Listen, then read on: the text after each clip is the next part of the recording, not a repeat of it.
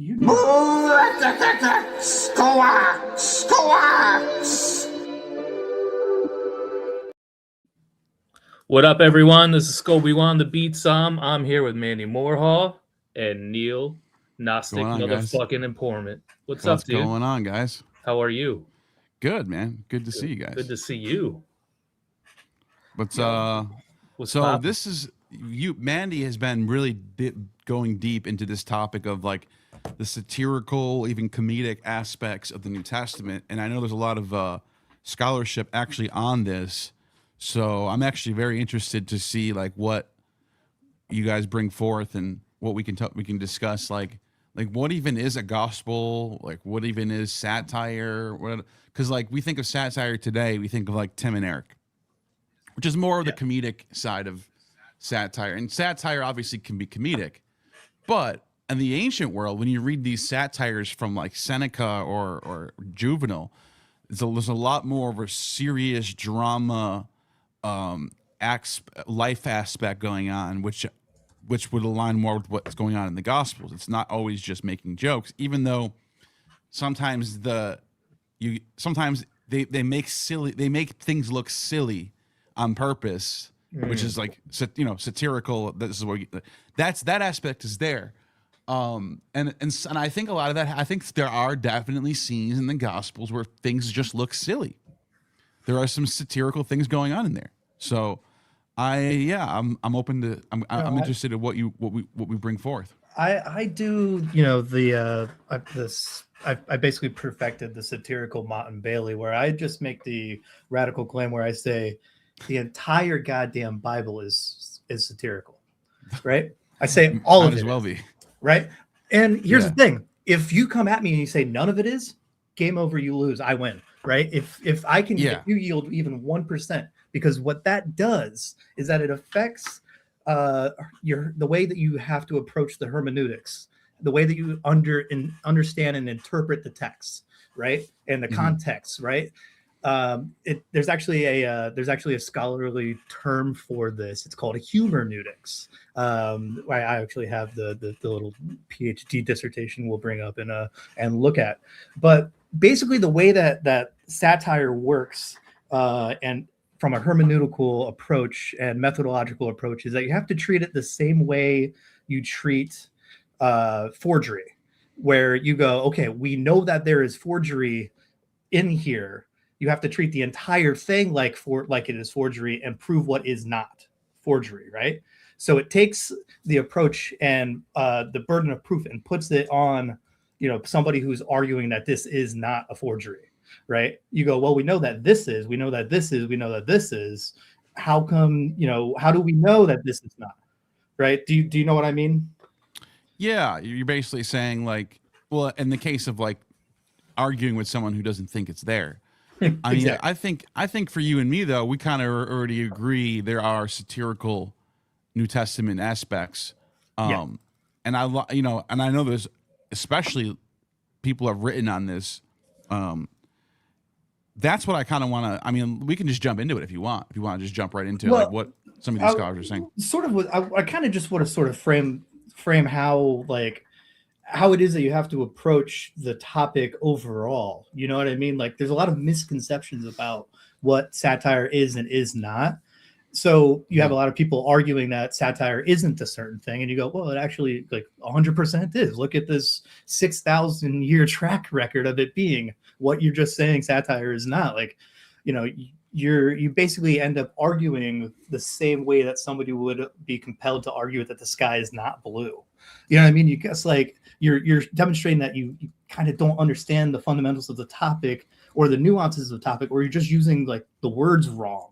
And you're using, your limited understanding of what the words mean to you right now in your time, right? So you're missing a lot of the jokes and stuff that are going, like a lot of it's going over your head because it's not designed to go over your head. It's like, it's not designed for your head at all. It was designed for the people's head in that time and in that place and in that context. You know what I mean? And I think it's supposed to sort of like take something that's very serious, like philosophy, for example, like Socrates. For like Aristophanes will often depict Socrates as like this serious rational thinker, and then like I don't know, like he'll like fart or something. Yeah. And then it just like it reminds you he's just a human dude. He farts. And so like I think there it's a powerful thing. Like it brings people back down to earth and go, right. all this shit that you guys, all this Pharisees and Sadducees and temple stuff, and Jesus is like, all right, I'm just gonna pick some grain on the Sabbath. I don't care. Well, speaking of shit, Like, don't they poop on stage a lot? satirical scene. That's a satirical scene right there. You know? Yeah. And like, so satire is it's a the thing you have to understand is when it comes to the way that you approach it academically, it is not a genre, right? It's not a form. It's not like a style. What it is a mode.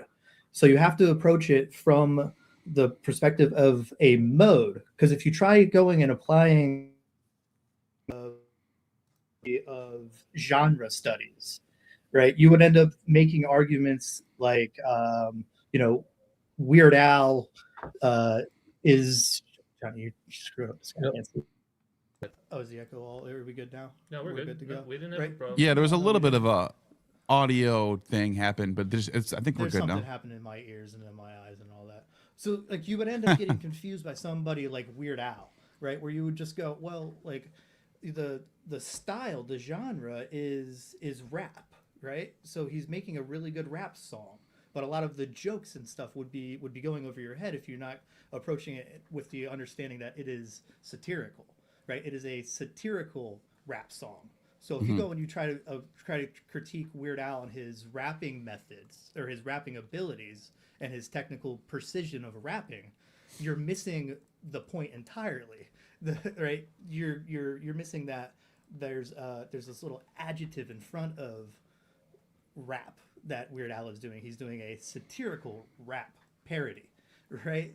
So you're missing a lot of that stuff. And if you look at ancient texts, and you don't know that they are satirical, you're going to end up, critiquing people and looking at them with the wrong lens, right? You have to take and put another lens on, and that is a wider view, and that is mode rather than form and genre, and it's style overall. It's an overall style critique, right? Because satire is a form of art. It's an art form, right? It's not a particular genre of a thing. There are genres of satire depending on the context, right? Does that make sense? I know it sounds kind of convoluted, but like, yeah, I mean, I think originally it's just the style of the play, which was the satyr. The satyr would come out, right, and he would do the chorus with the muses or whatever's going on in that particular play, right? Which is where you get the name from. And then what happens is people develop their own satyr plays. Even in the Roman period, you get different ways of doing it. And then so we have satire today, which is almost more of a comedic thing, whereas in the ancient world, satire didn't necessarily just mean just to make fun of something.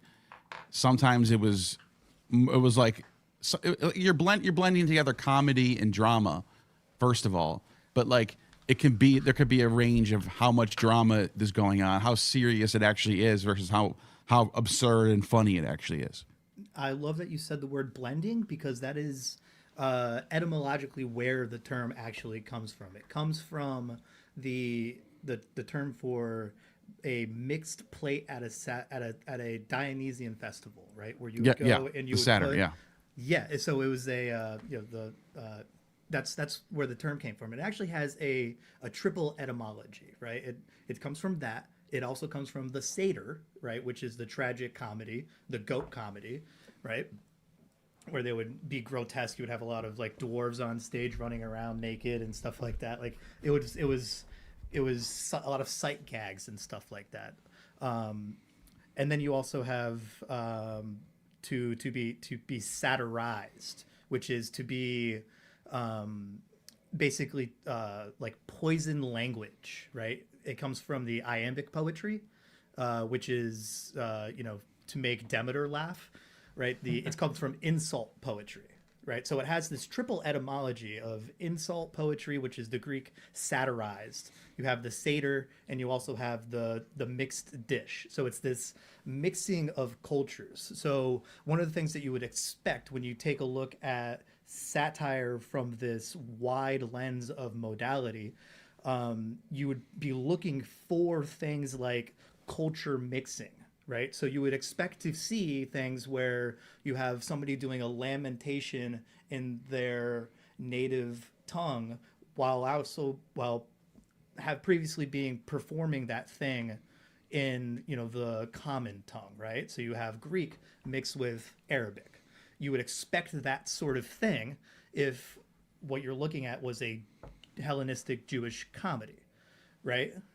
Does that sound like anything in the Bible? Right? Any scenes in the Bible come to mind where you see mixing of languages like that? Yeah, of course. Right. It's all over the place. Now, I guess what people are going to want to know is like, what are the scenes that you think are like, this is satire right here. Like, this is what's going on in this scene. I don't know, the demoniac or something. I don't know, whatever it is, or like, Well, let's jump into that. Let's jump right into it. It also depends on what it is you are looking for that is satirical, right? Satire is the thing in its entirety, right? So it's the entire dish. Not everything on the dish necessarily has to be satirical for it to be to be satire. You're often looking for the juxtaposition of, you know, a satirical of something that is familiar, and what is different is the satirical target, right? Do you know what I mean? So you have all of these things that are the same, and then that one thing that's drastically different, and you go, why is that so different? Right? It's because that's the target of the satire.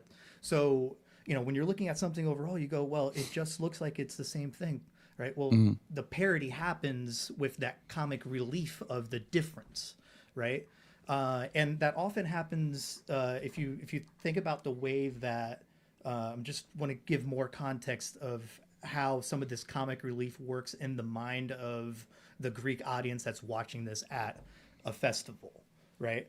So these plays happened in together, right, back to back, right, where you would have a tragedy and a comedy, and in between you would have these little satyr plays. Right? The comic relief, the comedy happened at the end, right? So you would have all of these things that are familiar with all of the previous things that you kind of binge watched in the theater, right? You watched all of these tragedies before, and now the comic relief is in how all this stuff is different, right? And it has to do, the comic relief has to do with a lot of the way that the structure of comedy on stage allows for that, and how the structure of comedy is different than the structure of tragedy, right? So tragedy is in a 5-part sort of a triangular structure, whereas comedy is in a U-shaped 3-part. So tragedy, if you're looking at it and you see something that's in 5 parts, you know, any classicist would go, oh, this is categorically a tragedy. And if they look at it and it had a 3-part U structure, and within it had identifiable other 3-part U structures for the narrative building, you know, that's the narrative structure of it, right? So that's how you look at it and identify it, right? The satirical. What are let's jump into like Mark, for example, the first gospel. And I know some people have Sure. We have. What are some of the most obvious, in your opinion, or maybe some scholars you're reading?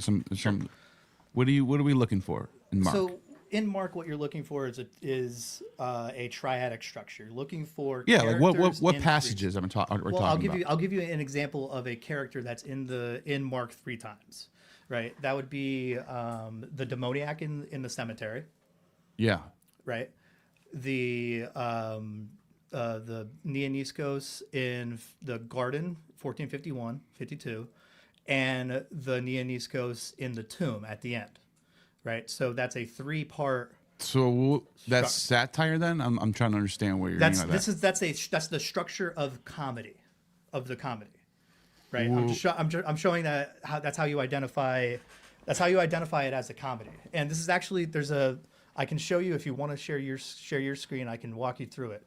So something shows up in the story 3 times, it makes it comedy.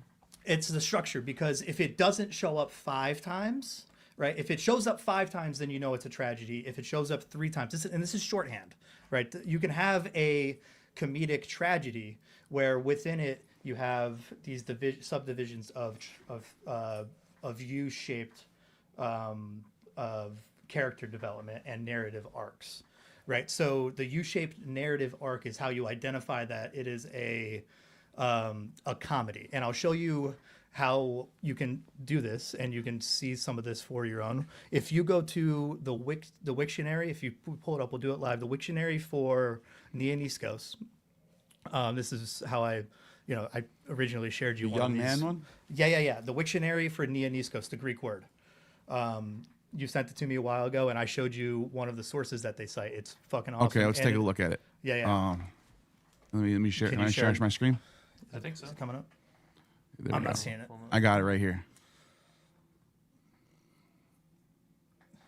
This one. There we go. Okay, so check it out. Go down to the references. We all know this is all entry level stuff here. Right here? Check the references. Scroll down a little more. Further reading. Our boy Steve here. Comic frame of Mark's passion. And that's where you can take a look at it. And the word Nianiskos, he identifies as having this triadic structure here. Also, there's another book. It's called The Two Gospels of Mark. Identifies this character as having that triadic structure too. But what is that?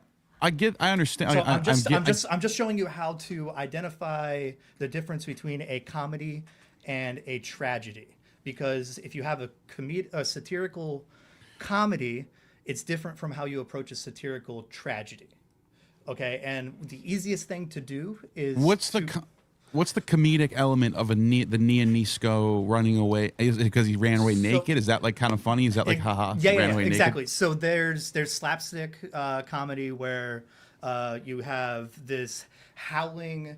I can see that. Yeah. So you have this howling, and I'll show you one of the ways that satire is in one of these is in the scene for the demoniac. Okay, so you remember the scene, the Jesus worships on shore, right? And they worship to a cemetery. All right, and there's this howling. He's screaming like crazy. He's possessed by a demon, right?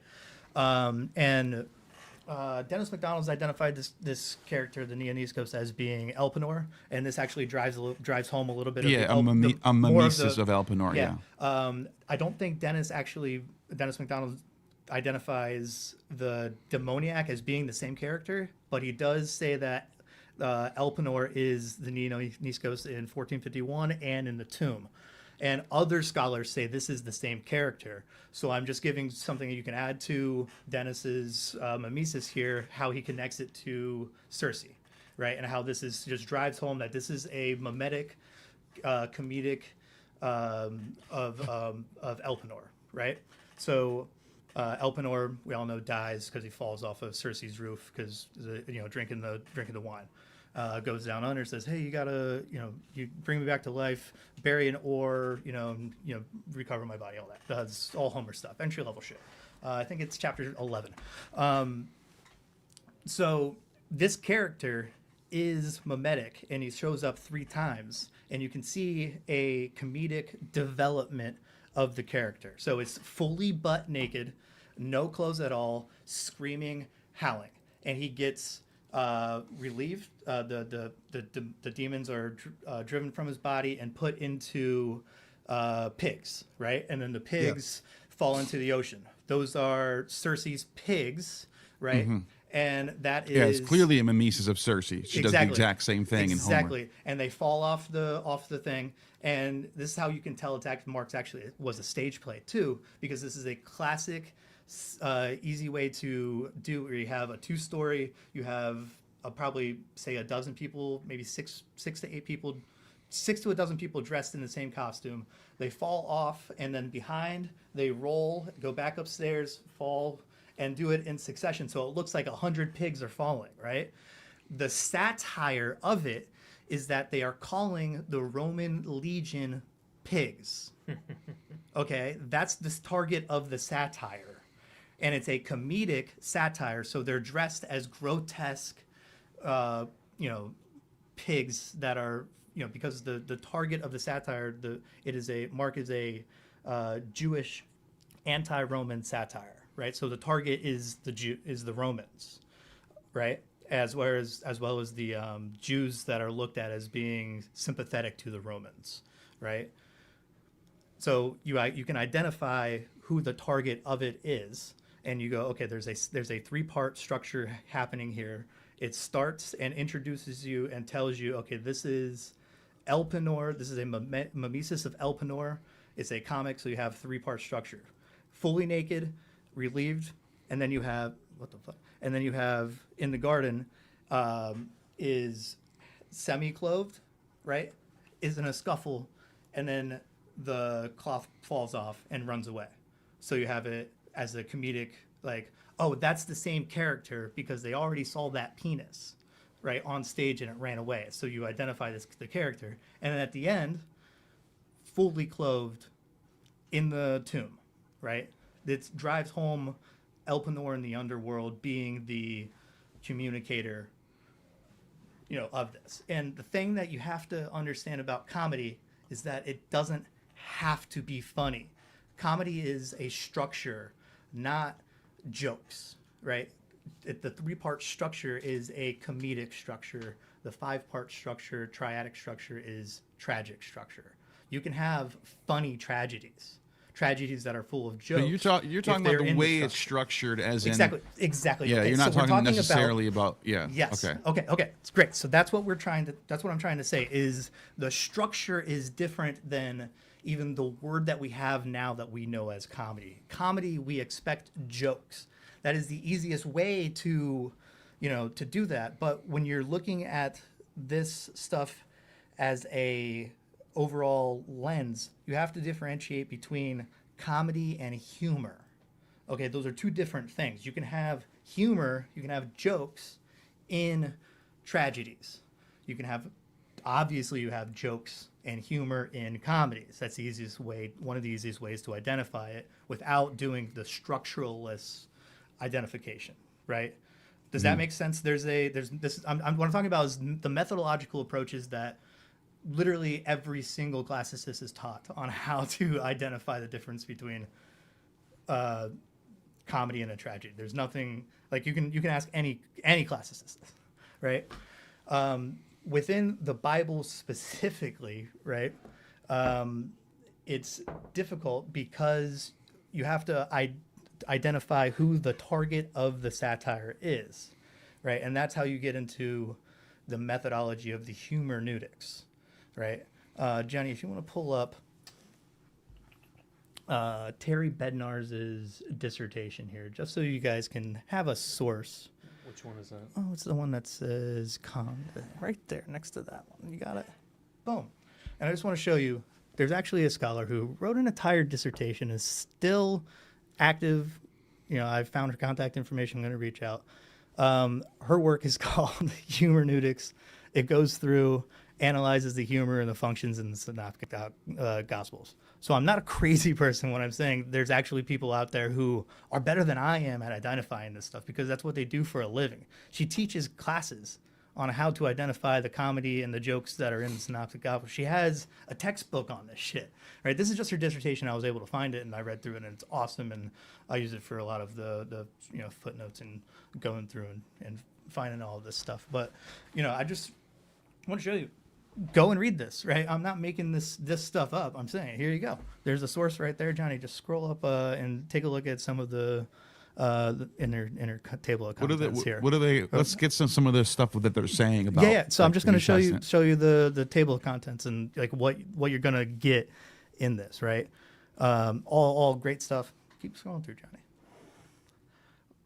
Right, you're talking about humor and philo. So you want to go. You're a huge philo guy. Here's a Let's do. Hold on. Let's go to which one? Where can we find like a New Testament, actual New Testament?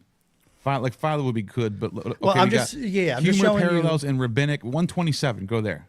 Well, I just want to show you how deep this stuff goes because there's really funny I stuff. There's satire in Josephus. There's satire in Philo. I'm just showing you how.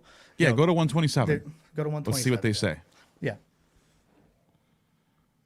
Working on it. It keeps jumping. What the fuck, man? We're doing it live. I woke up to a text this morning that said, "Hey, you want to come on the show and talk about comedy and satire?" And there was sort of a green stench that a lot of other mythicists have left on your channel, and also think that a lot of this stuff is satire. So I'm trying to clean up some of that green stench. Yeah, I actually have something pulled up that I want to show after we look at this, because this does go back to the mythicism debate too. I am a mythicist. Also, everybody, I am one. I don't. Yeah, I know. I know you told me that. Yeah. So 127, you said? Yeah, 127. You're at 99. Yes. The slide number and the page numbers don't match. So. Oh, okay. Sorry, none of this was rehearsed. I just came prepared with a bunch of sources that you can go through and take a look at. Here we go. What scholars are saying about this. Common motifs in stock characters and humorous anecdotes surface in comparable texts from the Christian synoptic gospels and the early rabbinic text. Jacob Johnson presents extensive examples of these humorous parallels. Below, I highlight a few of Johnson's examples. Johnson demonstrates similarities between synoptic and a rabbinic story involving wisdom figures and their interactions with King Herod. In antiquity, King Herod gained infamy for his cunning spy tactics. Given this knowledge of Herod's manipulative practices and clever person who managed to outmaneuver him, surely produced much what does that say? Derisive, yeah. Derisive laughter from my text is really tiny. I can barely see it. From listeners who despised him. As we have already heard, persons react with anger, and he attempts to make them into a laughingstock. Johnson recalls the stories of how the Magi, here we go, and keep going, Rabbi Baba Buta, well, that's a good name right there. Rabbi Baba Bibuta avoided the deceptive, that's the comedy right there, avoided the deceptive ploys of Herod. Even in this blind condition, Rabbi Baba not only avoided Herod's attempt to entrap him, but he succeeded in manipulating Herod into rebuilding the temple. That is good. Okay, I get it. All right. So I'm telling you. One more. I'm sorry. This is a big one. You're a nerd. Keep going. Yeah, this is a big one. In the Gospel of Matthew, Herod deceptively seeks information about a star's appearance from the Magi, but these wise foreigners simply change their route and avoid diplomatic protocol before acknowledging an usurper king. The Magi's action turns Herod into a fool because this attempt at deception failed. I get it. Okay, so this guy's basically saying he's trying to make Herod look silly. He's using comedic, satirical, like known tropes of the time period, and he's also, saying Neil, even other rabbis wrote stories really similar. So everybody knows this is Sister Terry Bednar's. So we have a believer here that's a sister that's gone through the whole thing. And she wrote this. Is that who wrote this? Yeah, Sister Terry Bednar's. Right. So I'm a mythicist, so I'm reading this stuff, going, wow, check out what this lady really. Like how deep she's getting into comedy. It also enforces that this didn't even happen, because this is all literary. This is all this is all constructed to make a story. That doesn't mean that there's not real things that are being told. There's not real wisdom being taught. All that stuff. I'm not saying we should throw it all out because it doesn't exist. But the people writing this stuff are using literary devices. They're using comedic. They're using satirical. They're using drama. They're doing all types of things, and they're crafting a narrative. Yes. This is not a biography. This is not a guy walking around with Jesus did this, Jesus did that. If you want a good you want something like that, read Tacitus's Annals. It'll bore the shit out of you. You can't try reading Tacitus's Annals for more than 10 minutes. It's the most boring thing ever, because all it is in the 13th year of the reign of Augustus, this happened. In the 14th year in the reign of Augustus, this happened. In the 15th year of the reign, it's all it is. One thing after another. There's no plots. There's no literary devices. There's nothing. The Gospels, on the other hand, is completely literary devices all over the place. Mimesis, comedy, drama, fulfilling messianic motifs, rewriting messianic motifs, And rewriting Homer, rewriting plays, all types of. So you have to come away with it going, how much of this even happened? yeah, exactly. And this approach, what she has coined this term, or hermeneutics, based off the term hermeneutics, coming from the Greek for interpretation and translation, right? It had that dual meaning of interpretation and translation, right? That's because that's what you have to do when you understand the overall context of the text itself, right? If you are looking at something, you would identified it as a comedy and as a humorous comedy, and you see the way that a joke is, let's say, interrupted, right? And you go, well, it looks like there's an insertion of something here because on the other end of where this would have this the flow is thrown off, right? The joke continues and it goes into, right? This is one of the classic examples of this is Josephus, right? The Testimonium Flavianum. Have you ever read the paragraph that immediately follows that? For what are you talking about? Josephus, the Testimonium Flavianum. Yeah, you're talking about the Anubis priest and all that. Yeah. The Anubis priest. It's slapstick comedy, right? So why is there's this weird little few things about Jesus that's kind of just interrupted and thrown off? It just looks weird. I know you've had people on that that have made really compelling arguments that it's fully authentic and stuff, but I still kind of go, even if it is, this kind of gives some of the overall context of this Jesus character as being I think the consensus. Comedic. I think the consensus is that it's definitely heavily edited. Okay. Even if there was something there. Right. Even with Professor Schmidt's new book, he didn't change the consensus like he thought he did. Like when that book came out, everyone was like the consensus, like Tim O'Neill, of course, the biggest douche ever. Oh, there we go now. Oh, look, all the mythicists are all going to be. It's over now. We now know it's authentic. This is what he's saying. He's telling people this, and I'm sitting there going, and I had Schmidt on. I was rolled off the red carpet. Let's have a conversation. Let's hear your arguments. I thought his arguments were good. However, I'm not a Josephus expert, so I can't just do what Tim O'Neill does. Game over. We got a PhD that said something. Now it's time to change it. No, I said. And this is and you can even, there's even a clip. I can make a clip and show people. I asked him, what's his name? What's that scholar's name? The Josephus scholar that I have on my channel all the time. The hell is his name? Josephus scholar. What the hell do you guys know what I'm talking about? The Josephus scholar, Steve Mason. Okay.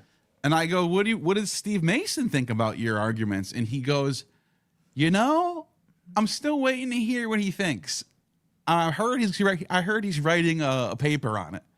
And when I heard him say that, I immediately was like, oh, that's not good. That usually means he's going to disagree. And then sure enough, Steve Mason comes out with a paper going, cool book, bro. But no, you're wrong. This is interpolated. Here's why. Boom. He was very nice about it. The point I'm making is, you're right. The passage in Josephus is not authentic.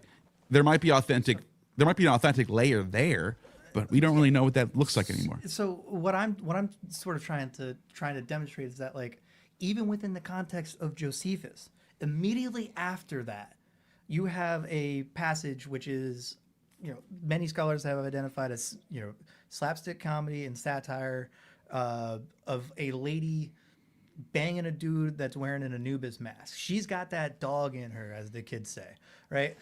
It's weird, right? It's weird. And then you go, like, the why is that not talked about? Because that gives context to the overall meaning of the text, right? Where you people have done work, and I don't have anybody who in any of these references down here that I prepared. I got something that I want to share about Josephus, but I'm just saying that it's really interesting if you take a look at this lady having sex with the dog in Josephus. It's kind of crazy, and really kind of gives a lot of the context of the humor that's in Josephus. And unfortunately, one of the few people that agree with me that have written about Josephus being a satirist was also Ralph Ellis. And a lot of my work is kind of taking the shit that he fucked up and giving the context of the Jewish anti-Roman satire at the time, because he contaminated it with the Roman Prov stuff, getting it in the opposite direction, right? Not saying that the Romans didn't do anti-Jewish satire. There's examples of that stuff happening. I'm just saying the Bible isn't overall a work of that. It's overall a work of Jewish anti-Roman satire. And that's just the New Testament. The Old Testament is Jewish anti-Egyptian or Jewish anti-Babylonian satire. And you can identify the target of the satire depending on the context there. Russell Grimmerkin gives an example of the Jewish anti-Egyptian satire with the parting of the Red Sea.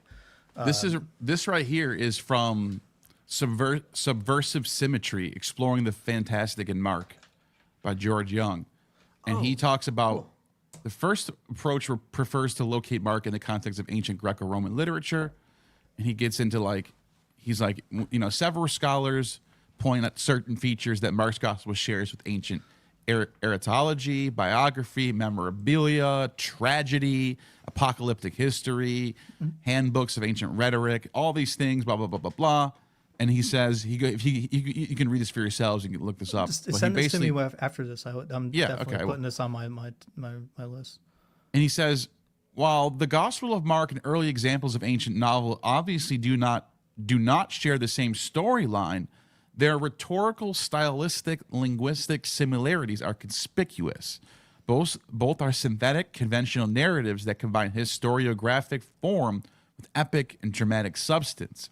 Episodic plots, central turning points, final recognition sequences, dialogic scenes with narrative frames, sparing but crucial use of monologue, repetition, narrative summaries, foreshadowing, monolithic illustrative characters are some of the elements in the gospel the ancient novels have in common. All these features presented a simple, crude, conventionalized style suitable to popular dissemination across a broad spectrum of society.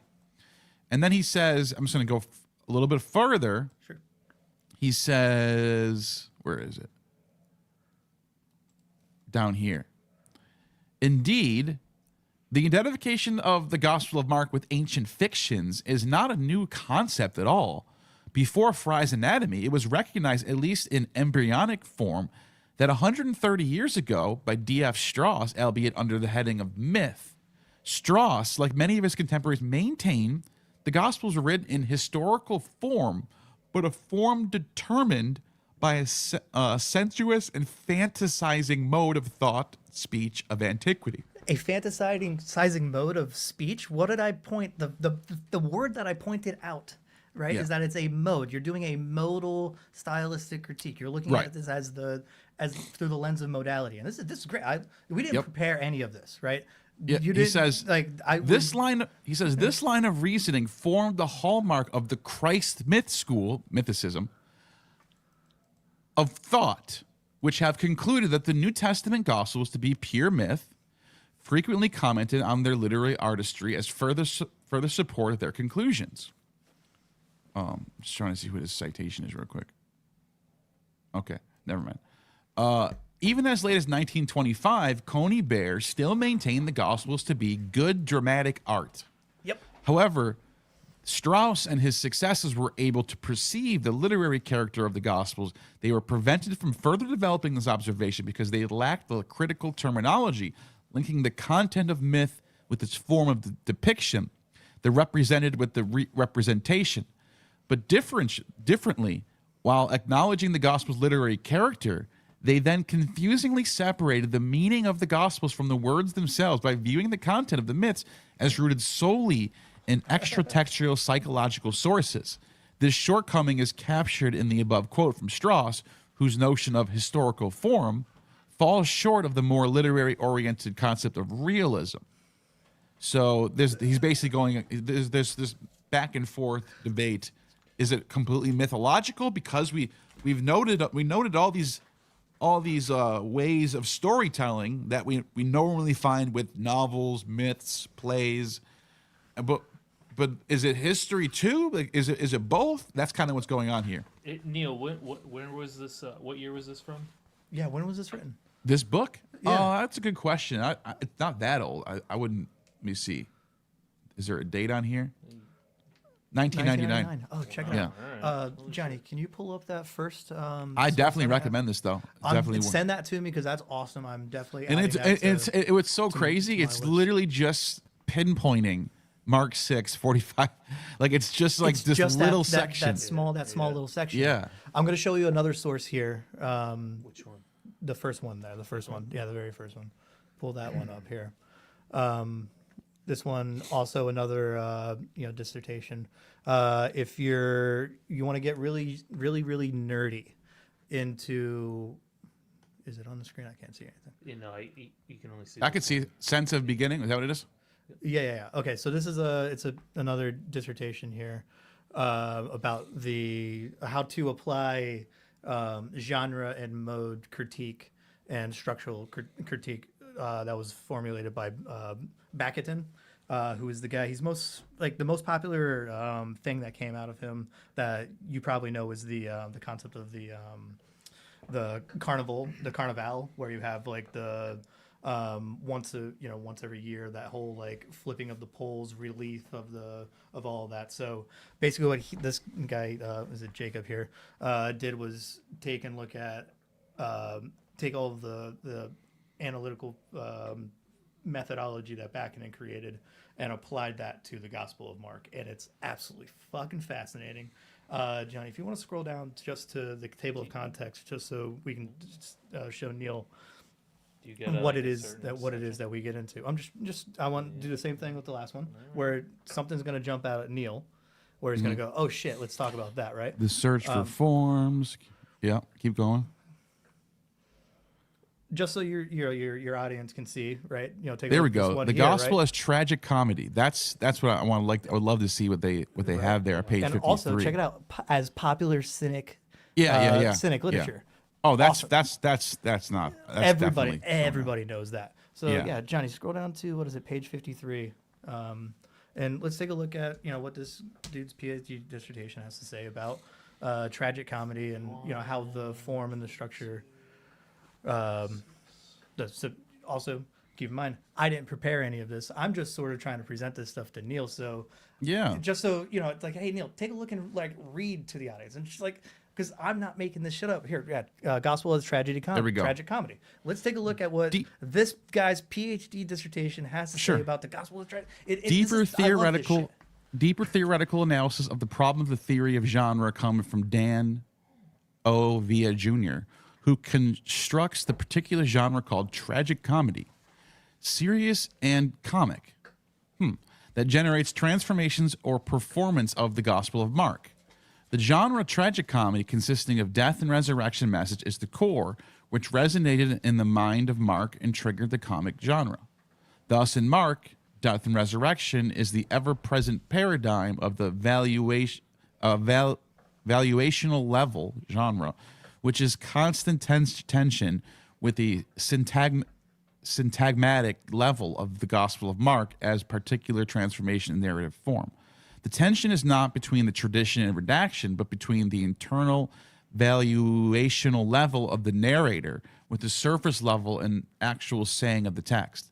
For example, thank you. The syntagmatic level of the disciples are repudiated, but at the paradigmatic level, the ever-present generic message of life through death is available to everyone who has a hardened heart. The disciples, the Jewish crowd, and the authorities. So the ever-present generic message of life through death is available to everyone who has a hardened heart. The result of the psychomechanistic process is the narrative form of Mark. It is the genre tragicomedy that determines how what Jesus did and said was construed, the narrative construction. How genre is seen as the structure that predetermined the text regardless of historical aspects. The most important thing is the synchronic aspect of genre and not the diachronic representation of a work. Genre is relative superstructure which gives the whole meaning to the text that is located at a higher level beyond the text itself. By systematic use of intuition, one needs to establish intelligible relations between one text and another text. From these, a hypothetical model can be deduced because the hidden structure unconsciously informs the various aspects of a society. Let's see if he has any I just want to say the footnotes are fucking awesome. I actually have one of the books that he cites in the footnotes pulled up on the screen too. So just so you know, I read through a bunch of this and I'm saying a lot of the footnotes. He's citing sources that I'm citing to make my points, and I didn't prepare this. You know, what I mean? I just want to point out that go down this a wasn't little bit prepared. More. So just you know what I mean? Yeah, no, I got you. Right. Go down a little bit more. Keep going down a little bit. Yeah. Let's see what he says. Keep going. One more. Probably. No, right. Yeah, stop there. He says, using this theoretical framework, the Gospel of Mark as a narrative art refers to literary discourse itself that becomes an indeterminate reservoir of formal possibilities which comprises the linguistic competence of the author from which the work sprang. From this angle, the work does not refer to historical, theological, sociological, or psychological, but literary discourse. I got it. That's interesting. Anyway, and that's just one piece within a dissertation, and the exercise that you're watching, that the audience is witnessing, is I'm sort of just bringing a bunch of sources to Neil and saying, hey Neil, I know you haven't read this, but I read through this and it's fucking fascinating. I wouldn't waste your time bringing it to you if I didn't think there was stuff that is in there that's valuable. And can you pull up the archive? Here's an interesting point right here. Right? He says E.P. Sanders. Comparing Matthew. That's so fucking crazy that Lucian's on the screen and I didn't. Life of Apollonius Tiana, Lucian, Alexander the False Prophet, Apuleius' Golden Ass. Yeah. And found similarities and differences. They conclude that the most satisfactory definition of the genre is a theodicy about creation and recreation, centering in the life, death, resurrection of Jesus, with special reference Palingencia, New World, and Matthew 19:20. Okay. So Neil, there's actually a chapter, or a passage in this that explicitly explains the satire in Mark. So can you scroll back up to the back up to the table of contexts, and so we can get the page number for the one that's on satire. Yeah, scroll down here. It's at the end. Scroll down. Keep going. Yeah. Okay. Up a little bit. We scrolled too fast. Take a look. Do you see what I see? 234. Do you see what I see?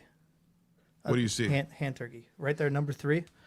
Page number, what is that? 234. Do you see that right there? The Gospel of Mark as satire, and reading the Gospel of Mark from the Satirica, which, if you're fans of this sort of milieu, should remind you of some other brilliant scholar that writes about the Satyricon and how all of this stuff relates to it, and also has a brilliant piece of satire. Did you get that page number and scroll down to that one? So it's page reading Mark from Satirica. That's what you're talking about. Yeah. But I'm just saying, here number 3. Go to let's see what he says about 3. Gospel of Mark is satire 234. So I'm saying you can read it for yourself and read it. Let's take a look at what he says. Yeah, because there's some Greek little squiggly lines here that you know better than I do. But right here, no uncertain terms, explains how it is satire and how the satire, the structure of it. And there's some, words here and names that, have already been established before. So that's Bakunian. So Bakin. Okay. He was a Russian guy who did a bunch of work on satire. He actually sort of formulated the genres. Is that of where the satire. chapter starts? Yep, Yeah. So it's right here, Okay. just so you can read. So In the light of the Bakhtinian concept of satire as a particular attitude of literary curator towards the actuality he depicts, he cites satire. The Gospel of Mark as a whole belongs to the speech genre of Roman satire. According to Botkin, such genre belongs to the tradition of Menippean satire. Menippean satire. The tradition of Menippean satire is characterized by its popular subversive laughter. Within the orbit of Menippean satire, the clearest literary alliance for the Gospel of Mark is Satirica by Petronius. By the way, what's her name told me this, that she saw some literary similarities Robin between... Faith Walsh. Yeah, Robin Faith Walsh was saying that... that's who I was referencing the character, before. what's his name in the Satirica? What's the main character? I forgot his name, but he acts like Jesus does. He's like this self-obsessed, important guy. He holds a dinner and he's like sitting in the center of the table and he's like giving speeches and he's like super. It's like kind of making fun of people like Jesus who are like the. Neil, follow me and you'll have salvation. Of course, Neil, just to drive some of the points home. Now that you're kind of in on the bunch of the jokes, I've presented other scholars that explain this stuff to you. Do you know where Menippus's hometown was? Do you? No. Where is it? Gadara. Where does Jesus wash ashore and interact with the demoniac? And the Gadara, yeah. Gadara. He washes up on Menippus's hometown and runs into a cynic in a garden, in a graveyard, howling like a wolf, howling to the moon like a wild animal, breaking through his chains. Yeah. No, there could be something that could be a nod to the Menippean. That I definitely see that. That makes a lot of sense, especially the city Gadara. I think that's a fair argument. I'm trying to appeal to the Jungian in you, that little Jungian. That's a fair argument. I'm just saying that was one that I was directly going for, that little Jungian spot that's in your heart. Going, there's no such thing as coincidences. And then he says the Gospel of Mark and Satirica of Petronius share similarities because, as a whole narrative, they are Menippean satire extended to the limits of a novel. Strong influence of Latinism in Mark. I've been shown that before, is an obvious evidence of the the word legion. That's not a Greek word. That's a Latin word. You know what I mean? And the legion, that gets back to the mixing of languages that's expected within the form. Remember when I said that? Yeah. That's the examples Latin-speaking milieu of Roman readership. MSG points out some evidence that Latinism Mark, which exceeds other Gospels, Greek transcriptions of current Latin words. Caesar, Modius, Denarius, Sextarius, and these are all Latin. There's the one word example legion. that you gave, yeah. But yeah, there's a bunch of examples there. You can see those are all Latin words. So that's a big deal. I don't think people realize the implications of that, because first of all, we have a text that written for Jewish. It's supposed to be a Jewish religion. Christianity comes out of Judaism, but it's written in Greek. But it's also written by someone who's clearly from the Latin school. What is going? It's like something. It's a weird thing. Something weird's going on here. It's cosmopolitan. Yeah. Yeah, cosmopolitan. That's a word. And then it from says, the exactly. Yes, literal translations of Latin words such as symbolion, which means symbol, symbolion, symbol, concilium, which he writes, pungo, puglo, echo, regard as. Dog Greek transpositions of well-known Latin idioms into un-Greek word combinations such as to ikonon, poioi, satisfactory, lambano, verbius, exepiere, hodon. But they're just giving a bunch of examples of like Latin Latinisms. Yep. A stronger indication are explanations of an ordinary Greek word by means of Grecicized Latin expression. In 1242, Good job with that one, because that's not a real word. To lepta is explained ho estin quadrantes. This is quadrants. This is a quadrant. In 1516, ale is explained ho estin praetorion, which means praetorium. In addition, there are two more Latinisms in Mark, pointing out the influence of a Latin-speaking milieu. All right, so I get it. Yes. You beat a dead horse. There's Latinisms in Mark. What I'm trying to find out is it's a PhD dissertation. It's his Yeah, job is to beat yeah. a dead horse. You're right. You can't get away with not beating a dead horse. So now, what I would like to ask this person, maybe he goes on to explain it. Is you have his contact information why? now. You can reach out. Well, I know. I'm just saying this right now. We know Latinisms are in the Gospel of Mark, but why does that make it a comedy or a satire automatically?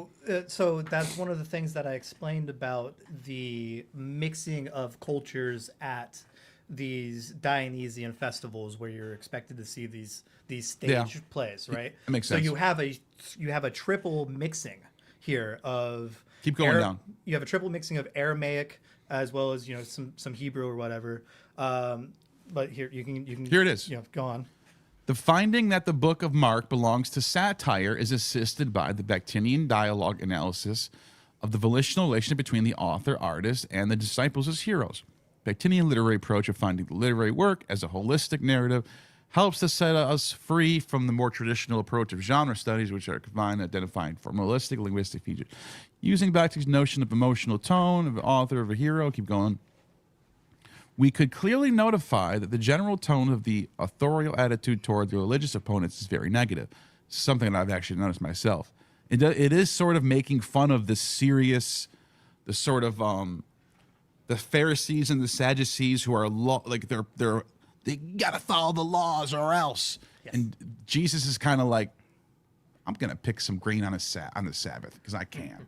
He's making fun of how silly these people are for just being so. Can we put a pin into the picking grain on the Sabbath, because that's actually one of the things that I point out about how the satire is involved here.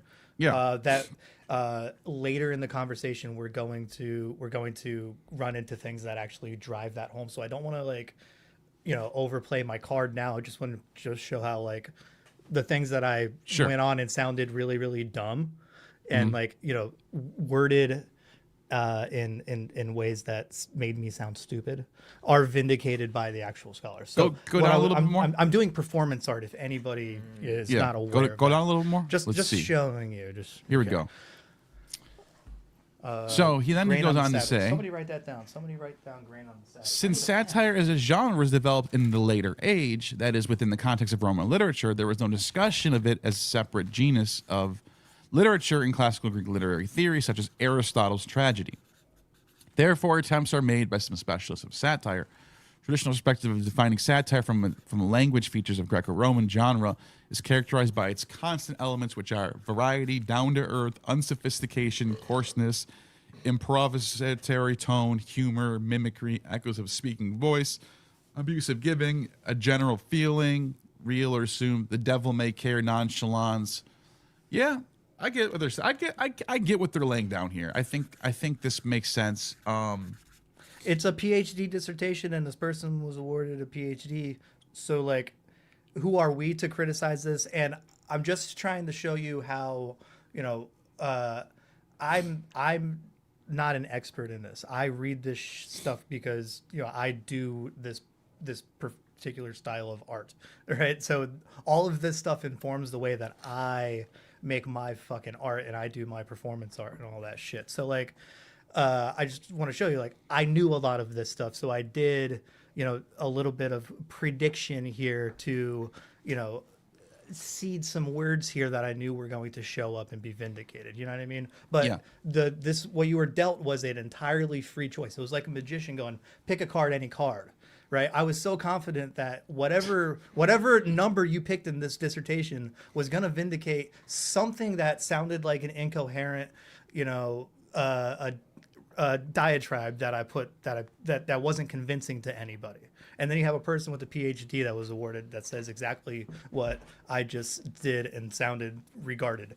So regardless, you know, I am a magician. I do this stuff. Neil, do you know why they call magic markers? Do you? Magic markers are called, Johnny, put it on the screen. Oh. God damn it. Hey, put it on the screen. Relax. Yeah.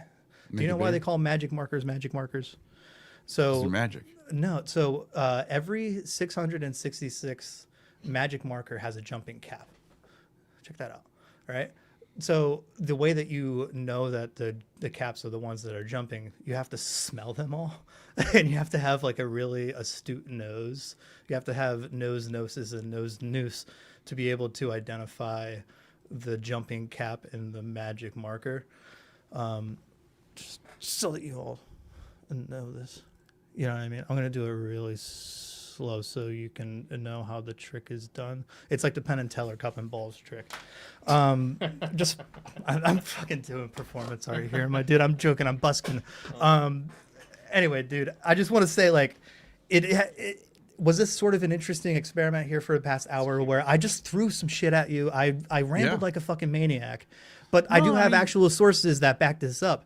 And let's just go and pull up a couple more sources and do this exercise. I have so fucking many. Yeah, I have so fucking many that can drive home this point, right?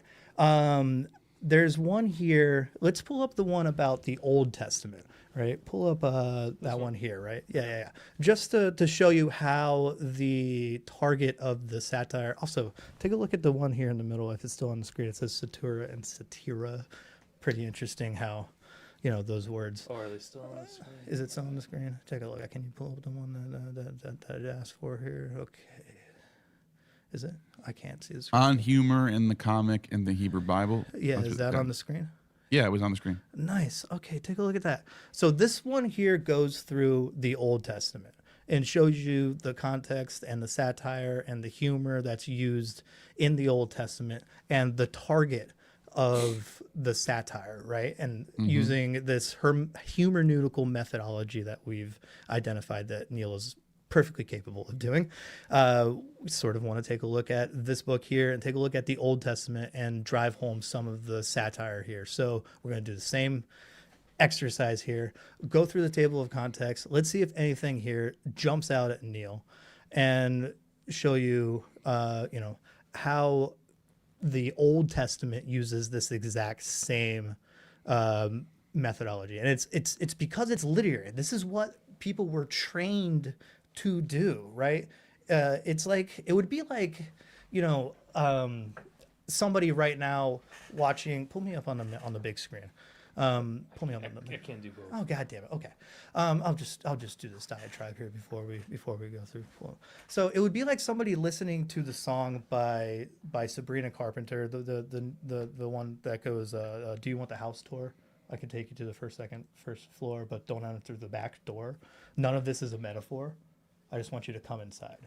Right? It would be like somebody reading that poetry from Sabrina Carpenter and sincerely thinking, well, it says none of this is a metaphor, right? So, there's a problem with the back door, the basement door, it doesn't work very well. We're going to get that fixed before you move in. Just don't go through the back door. I can show you the first floor, you know what I mean? It would be like somebody reading that and thinking that it was an advertisement for an actual real estate, listing that you can go and take a tour of. You know what I mean? And then you read the next verse in it, and it says, I've got some Chips Ahoy if you're hungry. Take a seat on the couch. You know what I mean? And like, within the context of that song, it would be like somebody sincerely arguing that Sabrina Carpenter offered somebody a cookie, a Chips Ahoy cookie, and a seat on the couch during a real estate tour. We all know what Sabrina Carpenter meant by, the couch is comfy. I got a Chips Ahoy if you're hungry. Do you know what she meant, right? What did she mean? You know what she meant. I think it's pretty clear. It's pretty clear, right? Yeah. Johnny, By the have way, you we got got a it? super chat before. I don't want to. yeah. Sorry, Going. I'm just showing. I was vamping, expecting. No, it there to be a just came up. super chat. You're fine. It just No, came no, up. I'm vamping. I was Can expecting a you super pull chat up to come. to Tracy Femstar 199? Can you pull that on the screen? I can't do it on here my we end. go. Yep. Thoughts on the garden scene being satire? And I Okay. would ask, which garden scene? Are we talking about the garden in the Genesis? Or are they talking about the Neoniscos, the more... Are they talking about the Ammonite stuff? I guess we can talk about both. I don't know. But the first one, the garden, which is the, paradise, the Genesis. I don't know if I would call it satire, but I think you can it almost sounds satirical that the idea of the craftiest, the serpent, which is the word means nahash, serpent, right? Mm-hmm. And the word for craftiest is also like naha or something. So this is how you can tell it's written in Hebrew, not Greek, because if there's that doesn't work. That you can't translate a text and then it just lines up to have nahash, naha, or whatever. Maybe I can pull that up. Actually, maybe I can pull that up. So Neil, that source that we just had might actually have an answer to that. We can answer the super chat. Yeah, pull up what you were saying. But what I was saying was the reason why there's a satirical aspect though is because the serpent is bound to have to crawl on its belly for the rest of its days. But that's what a serpent already does. That's what makes it a serpent. So I almost wonder, because I don't think the author is really that dumb. These are really intricate level text. These aren't people didn't believe that serpents used to have legs and then because they tricked Adam and Eve, now they have to crawl on their belly. I think this might be some kind of meta level satire going on. Like, this is why serpents are like this, because they're crafty and they'll trick you. You know? Yeah, I mean the trickster character arc. I did a little bit of drilling into the Jungian part of your heart there, saying there's no coincidences. But the trickster character arc's pretty well established. The archetype there.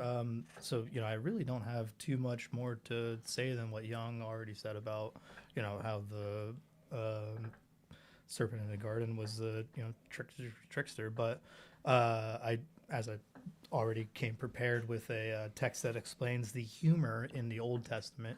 We can probably answer the super chat by pulling that up. But let's take a look at what Neil pulled up on his own to. I was gonna say we can because I know you had something too. Well, I wanted to show what the text actually says with the serpent. So here I have Cross Bible, which has the Greek, the English, and the Hebrew. All we can see.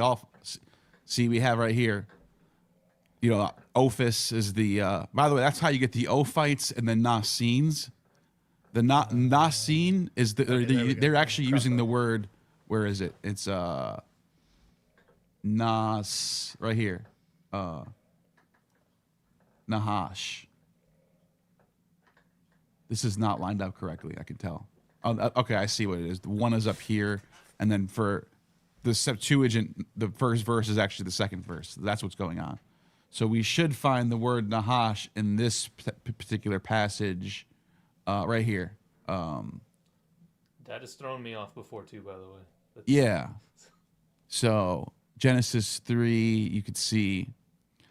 Now the serpent is right here. The serpent was more crafty than any other wild animal. And you can see Nahash right here. Vaha Nahash. See?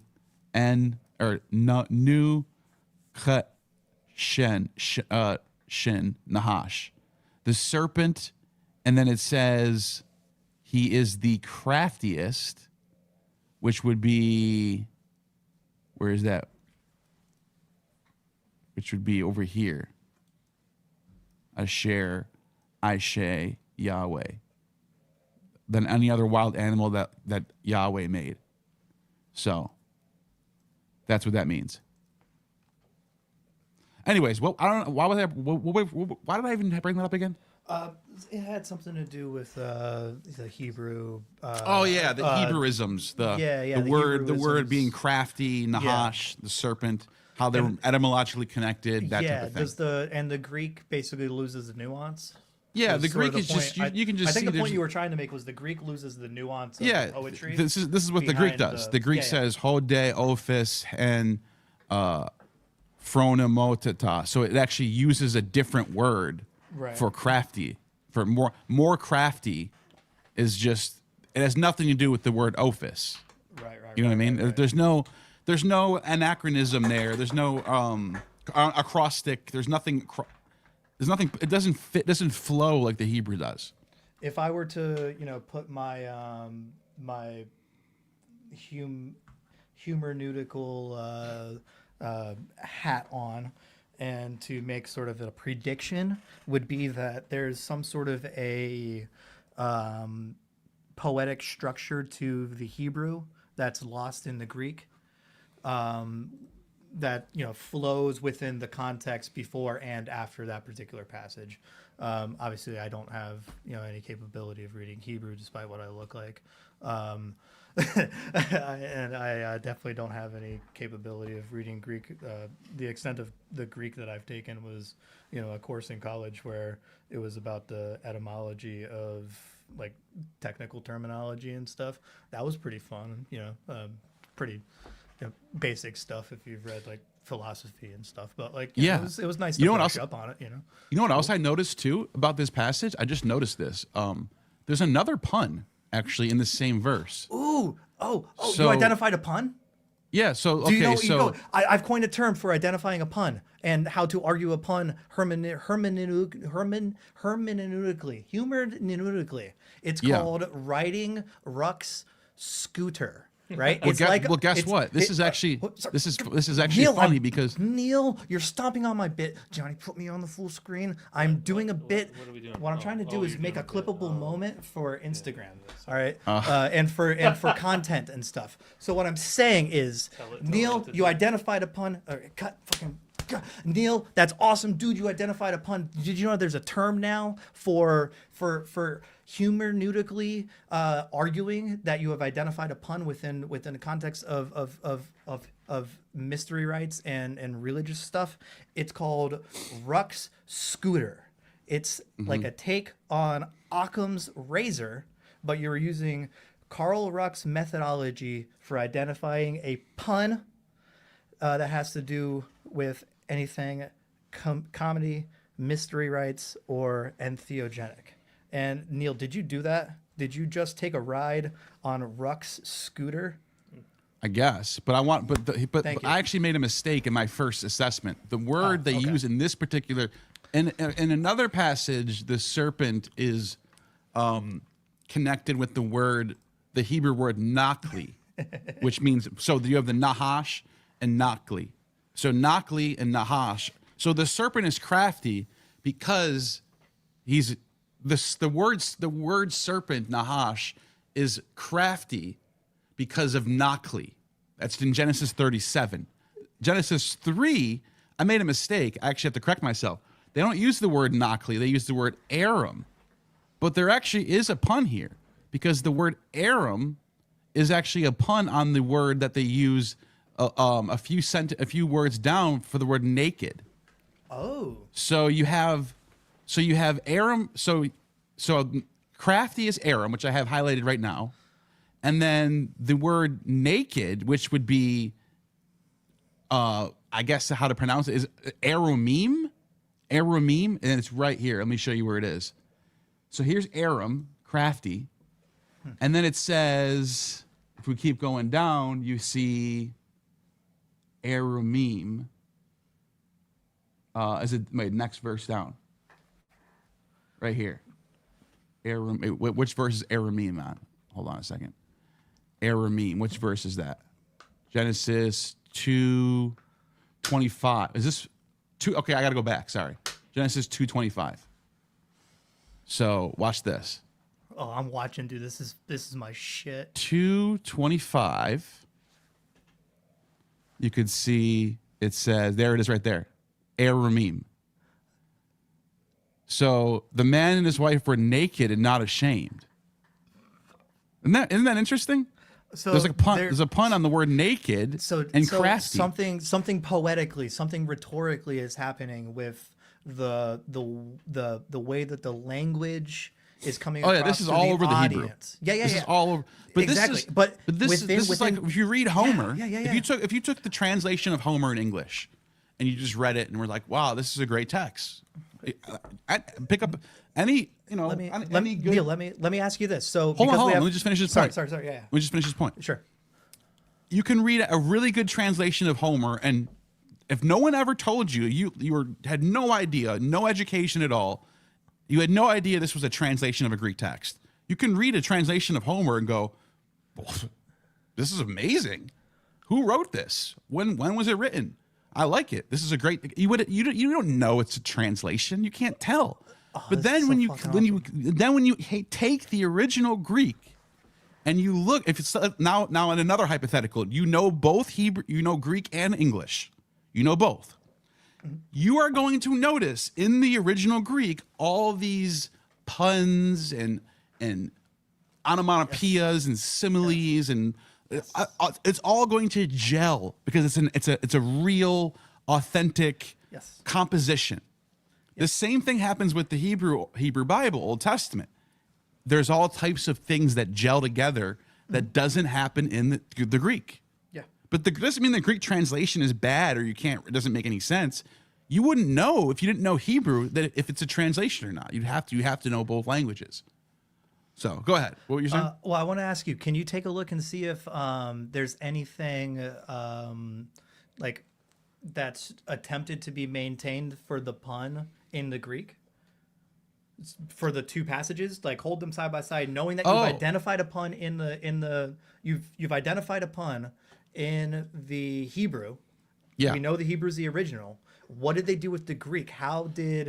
Because the Greek isn't expected to maintain the structure of the poetry. The Greek is a there's nothing it can't. So what did and this can't actually do anything like the word aramim right here. Exactly. The word the poetry, the rhetoric isn't going to be maintained from the Hebrew to the Greek. So what happened? You have the word gunaika. Dude, this is you have the great, word, dude. But you have the word gunaika for naked, right? You have the word gunaika. Now, in the next, and then when we go to chapter 3, does that word have anything to do with the word for craftiness? Back to the top. This right here? No. Huh. But in the Hebrew, what's that word? But the word arim. So by the way, remember in the oldest manuscripts of the Bible, they don't have chapter 2 and 3. They just bleed right into each other. Right. So this chapter 2, this last verse right here, would literally just bleed right into you would read this verse right here. You would see this aramim right here, right? So this word nakedness. And then you would keep reading and you wouldn't know you're in the new chapter yet. This chaptering all came in like the 18th century. They started chaptering stuff. That's a materialistic thing that has to do with the form what they were writing on. Yeah, so you would see this word, you would see the word crafty come in, arim, and you would notice the pun. But when you're reading the Greek, you just say hode, ophis, and pronemotitas. There's no pun happening here. So it's just words being translated into Greek. That's it. So So the form of the poetic, the rhetorical structure is lost in translation, right? It would be like taking one of my songs and running it through Google Translate and spitting it out in Japanese and having somebody sing it. It wouldn't be perfect. It wouldn't work the same. You can actually, like Thomas Taylor was translating Greek text into English and making it rhyme.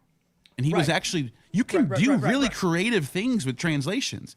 You can translate a song from one language to another language and still make it fit the meter. And it could sound really good. Well, that was what I was trying to get at. But you'll notice the originals. The originals always have that authentic feel to it. There's so many indicators you can always tell.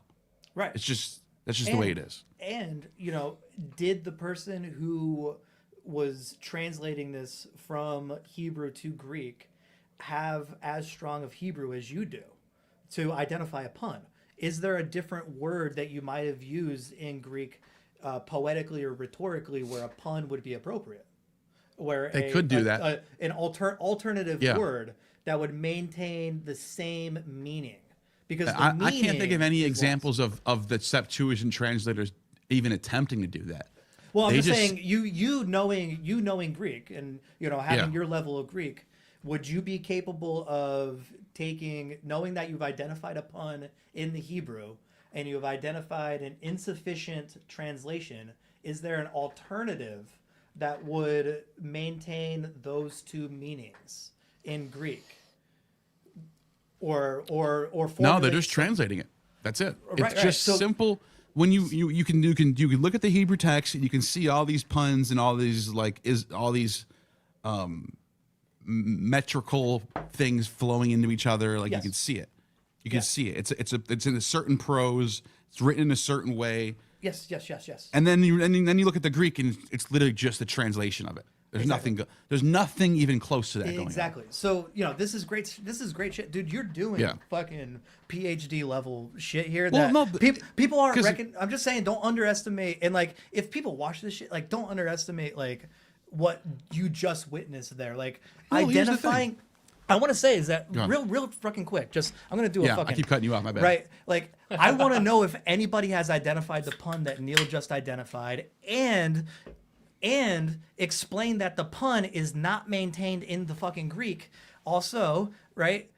Let's propose a alternative, right? Like, fucking think, what could an alternative be that would maintain the same nakedness and snakeness imagery that isn't maintained because it's a technical, like, analytical translation and interpretation, right? We don't see the humor. The hermeneutics were not exercised by the translator from the Hebrew to the Greek because they did not have that available to them, right? Do you see like the level of fucking scholarship that like is happening here? I don't want to Yeah. Like, you know what I mean? And I'm also doing some fucking Malton Bailey here, like, fucking challenge accepted, motherfuckers. Because like, I didn't just discover. fucking witness was fucking awesome. There's a cool pun that Neil, just based off of his fucking, level of linguistics, is able to identify. I didn't discover this. This is a well-known. You can look this up. In fact, I just looked it up just now, just to show people what I mean. Here, can I share my screen? Let's do it. You can type in. Type in puns in Genesis 2, and this came right up. Check this shit out. There it is. Naked and crafty. The same word, like Aramim and Aram. Yeah. So, I want to just throw out, I have a source, right, that I brought to tonight's discussion that talks about the humor in the Hebrew text. Right. Yeah. And let's take a look to see if this is mentioned in this source that I brought. You know what I mean? And the reason why I'm even bringing this up, because a lot of people throw this at me all the time going, the Greek is first. The Greek came first. All the scholars are wrong except for Amen. And I don't think people realize when they say that, it's like the way you sound to people that actually study this stuff, you sound like someone saying, like 2 + 2 is 5, and everyone's wrong. The sky is not blue. It's just so. It sounds like you're saying the sky is not blue. Like, what the hell is wrong with you? And look, prove it. If you think the Greek is the original, prove it. People have already done this. People have already been doing this for hundreds of years, showing the originality of the Hebrew side. Yeah. You think I want I'm the most anti Hebrew Bible figure on the internet right now. Do you think I want the Hebrew to be the original? Seriously, if I had to pick a side, if I had a genie in front of me right now and says, you can change history, you get to choose, Neil, do you want the Greek to be the original or do you want the Hebrew? I would say Greek. Fuck yeah, that'd be awesome. That'd be hilarious if the Hebrew Bible was written in Greek. that'd be awesome. It's just not true. Sorry. It just isn't. So I don't. People want to run with this narrative because they're chasing the narrative. They're not chasing truth. Yeah. They want this. They just want their thing to be correct. So I don't get down with that. No, it's just not me. It's a Mott and Bailey that doesn't have the same effectiveness that I was able to demonstrate here. Where I came in here saying, all of this shit is satire, right? Knowing that I'm bullshitting. Like, I know that all of it's not, right? But I'm able to, if you're on the defensive and you go, not all of it, and I go, well, how much? How much? Well, here's another source that says this. Here's another source. Like, how much can I get, right? 85%? Awesome. Fucking awesome. I still win the fucking argument. If you say 1%, I still win because you said none, right? There are people that say there is no satire in the Bible. It doesn't exist. It's not, it's not there. You know what I mean? And you just go like, how is that possible? So you have to go, well, how much is it, right? And then when you identify it, you go, how deep does the comedy go? How deep does the tragedy go? How deep does the tragic comedy go? How deep does the satire go? You know what I mean? Like, you have a lens now that you can analyze this shit. And I've provided sources for your audience that they can go and read and do what we just did, right? And I want to take a look at the source for the Old Testament and do this exercise. And let's take a look at this source that I brought to the table. I've not looked to see if this source said that it identified the pun, the comic in the Old Testament. Let's take a look. Did you lose it? No, I'm just. Which one? It was the book. It was red. Did you X something out? God damn it. Oh, this is awesome. That's not that one. That's a different book. I mean, you sent me 55. Oh, here we go. Okay, so take a look. This is the book here. If you're interested in the Old Testament and you want to know, the context of the jokes and the deepness of the satire and all of that, here's another source that you can go to. Take a look at it. It's called On the Humor in the Comic in the Hebrew Bible. The Hebrew Bible. Neil was able to identify a pun in the Hebrew Bible, and he's not an expert in this. He didn't write a fucking article in this. But it was written in, what does it say, 1990? Actually, pretty cool. Oh, interesting. Scroll through, take a look at the table of context here, so you can see, the deepness. Go back to the previous page. Neil, anything jumping out at you here? That we want to take a look? I wasn't looking at first. Okay, so take a look at this one here. Humor as a tool for biblical exegesis. No. That's methodology that we pretty much established is valid methodology. Keep going we can down. Predict. Take a look at this one here. It says, on the humor and the names. Super fucking cool. So it tells you all about, how there's puns in the names. Mm-hmm. Absolutely fascinating. Might not jump out at you as being interesting or relevant to this. Is there context. more than one? Is this the only content there is? Okay, no, okay. Yep, Joking and Jerry. All right, let's look at joke laughing at the. No, let's go to the comedy of Job. I guess. Which one do you think? Well, I'm just saying I'm throwing it at you. The one that everybody knows that's super fucking well established is Jonah. Like, we don't even need to fucking that's entry level amateur shit. Jonah's very satirical, especially Jonah, how it ends. It's a parody of Jason and the Argonauts. It's a parody of Jason and the Argonauts, and it's Menippean satire. So we know that it was written after Menippus, which is fucking fascinating. So we have like a timeline here that we know when the Jonah and the whale. What? This PDF doesn't have all the pages. Oh, shit, did we fuck something up? Fuck it. Let's just keep rolling. Anyway, I don't know. Fucking, there's something wrong with the file. Fuck it. Anyway, Neil, just throwing that out there.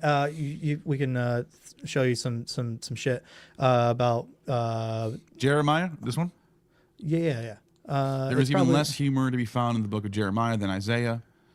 Neither prophet can be said to have a humorous person, though both books contain a considerable amount of ironic and satirical material. Take a look. The harangue is not a humorous mode of denigration, and the spirit of harangue is very much abroad in both books. The modern reader may note the refusal of Jeremiah to speak in 1:6 on the grounds that he is too inexperienced to speak.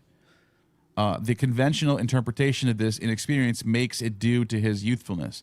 And then note a range of lyrical poetry expressed by Jeremiah and the rest of the book associated with him. This is rather like the heavy or uncircumcised lips of Moses, which did not prevent him from uttering some magnificent poetry. Perhaps this bashfulness or mock modesty in the great poets of the Hebrew Bible can be read humorously. Every time Yahweh approaches a person with commissioning to be a prophet, he refuses. The refusal never lasts very long, and they turn out to be first-class poets when they speak. Okay, I get that. Yeah, that's fucking interesting, dude. And I just show the audience what happened. This was a random fucking page that scrolled down to and said stop and I went, oh yeah, Jeremiah. Let's see what it has to fucking say, and identified satire within Jeremiah. Like, I'm just showing, like, I'm not bullshitting. I think a lot of this does though. I think a lot of this does come down to satirical comedic elements are naturally going to be found in any text.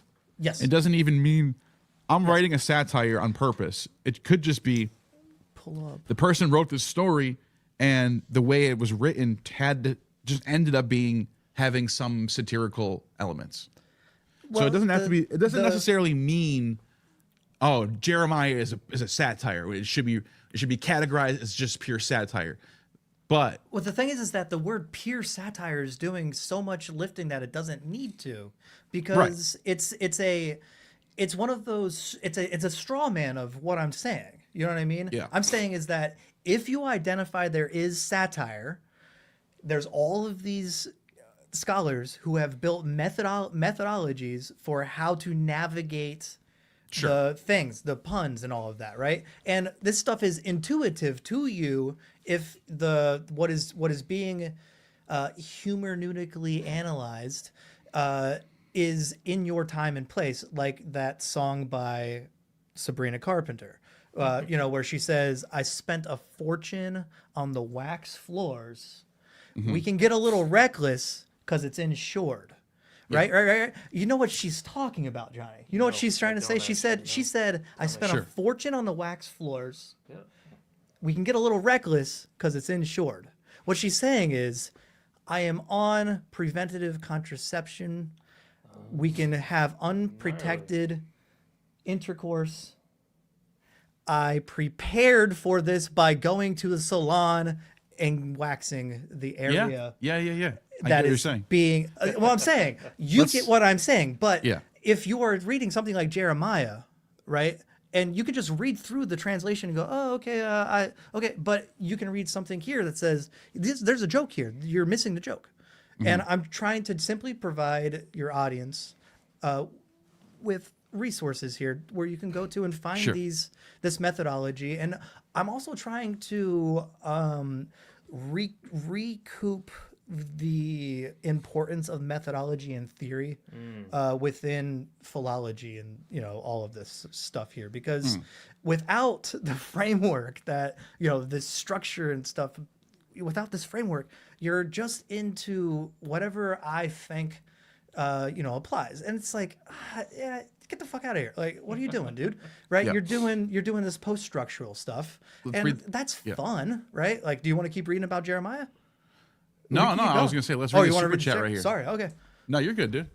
I'm going. What you said made a lot of sense. I'm diatribing. And what you said made a lot of sense, dude. Yes, I'm saying that my. By the way, Neil, the only way to get him to stop is to interrupt him. Yes, you should. I'm the same way. Okay, so Neil, I want to just show you. You're the same way because you're also a cynic, and the cynic were the diatribers in the agora, right? They were the ones on the soapbox going and going and going and going and going. Yeah. And the art of the cynic, the art of the diatribe, is how long can you go, right? How long can you go, right? Have you ever heard of the shaggy dog story? Yes. It's a rhetorical device where you're telling a joke, and the joke is how long you can tell the joke because there is no punchline, right? It's a cynic joke. It's a shaggy dog story. It's a diatribe, right? So the diatribes, and also if you like the Bible, it's not a coincidence that there's people in the Bible doing diatribes, and it still maintains that terminology, right? If you understand it within the context of the cynic and the behold Plato's human, performance art with the naked chicken, right? If you don't know that that's what is happening, there's a behold Plato's fucking human, and it's a naked chicken that is being preached to you. You know what I mean? If you don't know that, you're screwed, or you're missing the context. You're missing it. Yeah. Right before your eyes, because you don't have ears to hear. So what I'm trying to do is like, I'm giving your audience ears to hear.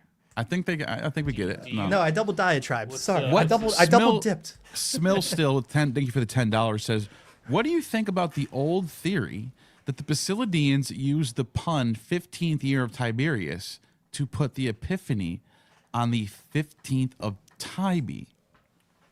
I love that. Is an interesting. I think someone brought this to my attention one time, and I forgot about it because what they're okay. So if anyone's wondering what the hell is he even talking about. This goes back to the oldest. People want to know who's the first person to ever postulate the birthday of Jesus. Was December 25th? Was it January 6th? Which one is it? And the 15th of Tybe, or the 11th of Tybe, actually translates to January 6th. And the 15th of Tybe was another date that was postulated by the Basilidians, which would have been January 10th or 11th or something. Whatever, a couple days later. And so some people thought there was some sort of typo or pun because the 15th year of Tiberius is the year that Jesus was born, I think. 15th year of... No, I'm sorry. 15th year of Tiberius is when Jesus was crucified, I think. Yes. So there might be something going on with the crucifixion being like put stacked up against his birth, which is an interesting theory. I don't know what to do with it because it does sound weird. 15th of Tybe, 15th year of Tiberius, like they do sound similar.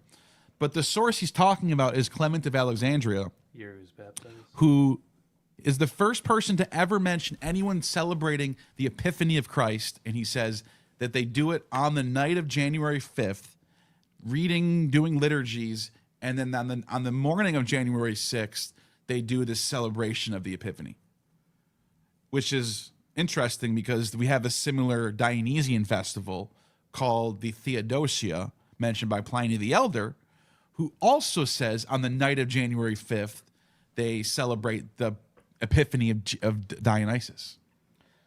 So what's going on here? Who knows? So one of the things that I think is interesting that people who exercise let's say chaos magic, where they understand that there's traps and snares built into things like gematria, but there's also things that are perfectly valid within gematria, right? Because there's puns that are maintained in the numerology and the sub understanding of the gematria, right? So there's puns in the gematria that aren't obvious to the immediate reader who isn't who doesn't have that access, that other layer to the onion. And if they're translating, say, in the Greek, and they don't have that understanding of the layer of the onion of the pun in the gematria, there's layers of humor and context and puns that aren't being established. So one of the interesting things about satire is that people who are let's say conspiracy theorists tend to also be satirists, like some of the best, like your boy Kurt, really absolutely fucking funny guy, brilliant satirist, also batshit fucking crazy, but like the connections that he's capable of making, they're there because it's the same mindset as the creator, right? If you, as a person who isn't aware of the possibility of there being innuendo or a subtext or a reference to a mystery, right, you're not going to get that immediately available to you from the text, right? So that's one of the things about how you approach this stuff methodologically that gives validity to something like a postmodern reader-based interpretive hermeneutics, where you go like, to me, right, it means this. Like, I recognize a pun here that the dictionary isn't getting. So what can I do with this pun? How can I, navigate and dive deep, right? So one of the things that you did and you demonstrated during this interaction here is like you're actually doing sort of a post-structuralist and a disciplined post-structuralist hermeneutics when you identified that pun, and went through the Greek and go, okay, the Greek, that pun isn't maintained. I just want to show you, like, there are scholars that this shit's well established, and this postmodern, post-structuralist like stuff isn't all just fucking gibberish. There's validity to it because it gives you a different lens on your microscope to do your science, right? Like philology and style critique, which is sort of what we are engaging here tonight, is on the level of style and mode critique, not necessarily linguistics or philology. Like we're doing something a little bit differently to that. Notice how I'm super open about how I don't know the fucking Greek, and all of these puns are lost on me. I'm just identifying this and showing you how I'm a person who does this stuff and reads this stuff, so I can make predictions that these things are going to be explained by scholars. Here's a bunch of sources, right? You're going to find things in these sources that I didn't find because you have a different thing that you're noticing, a different approach, a different lens, right? And I want to ask you, Neil, do you know like where, like anthropologically, right? Take yourself out of the linguistic, the narrative form, the rhetoric tool, the literary mindset of a satirist.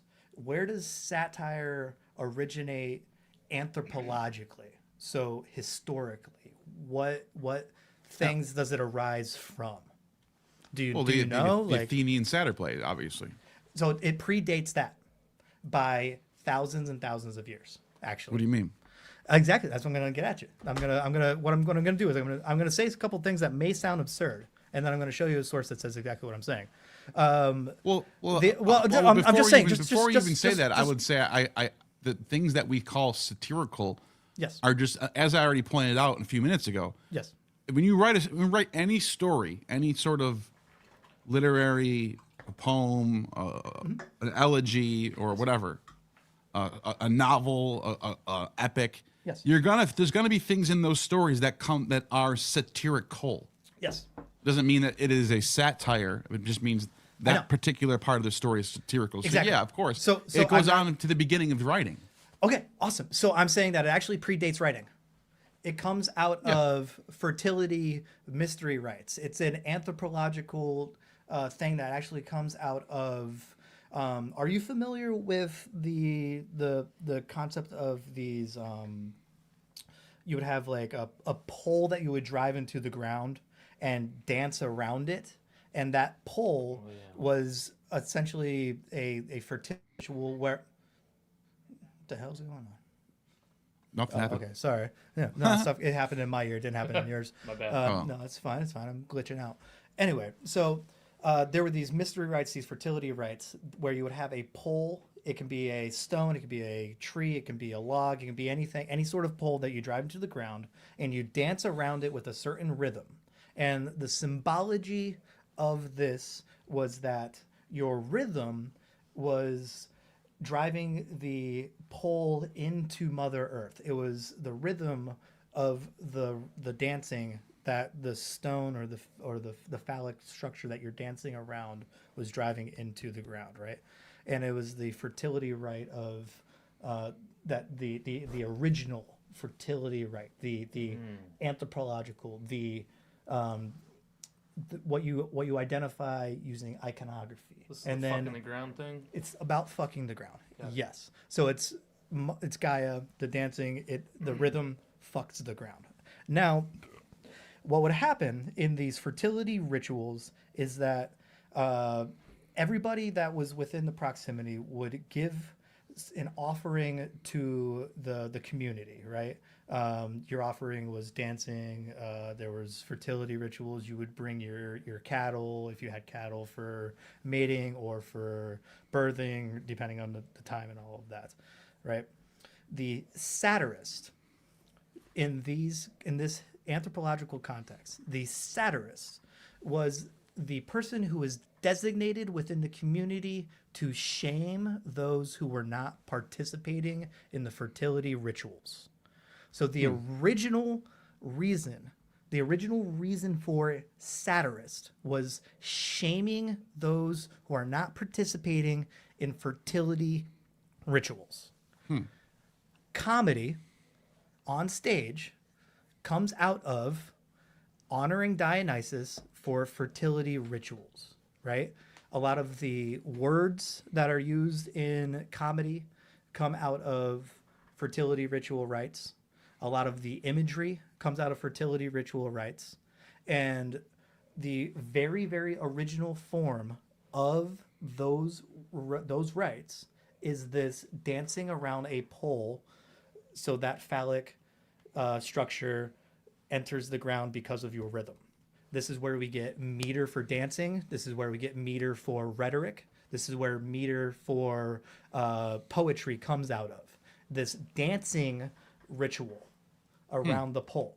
It does not come out of a linguistic. The linguistic structure of the rituals comes out of the dancing rituals around the pole, right? So depending on the tribe you were from, you had different rhythms, right?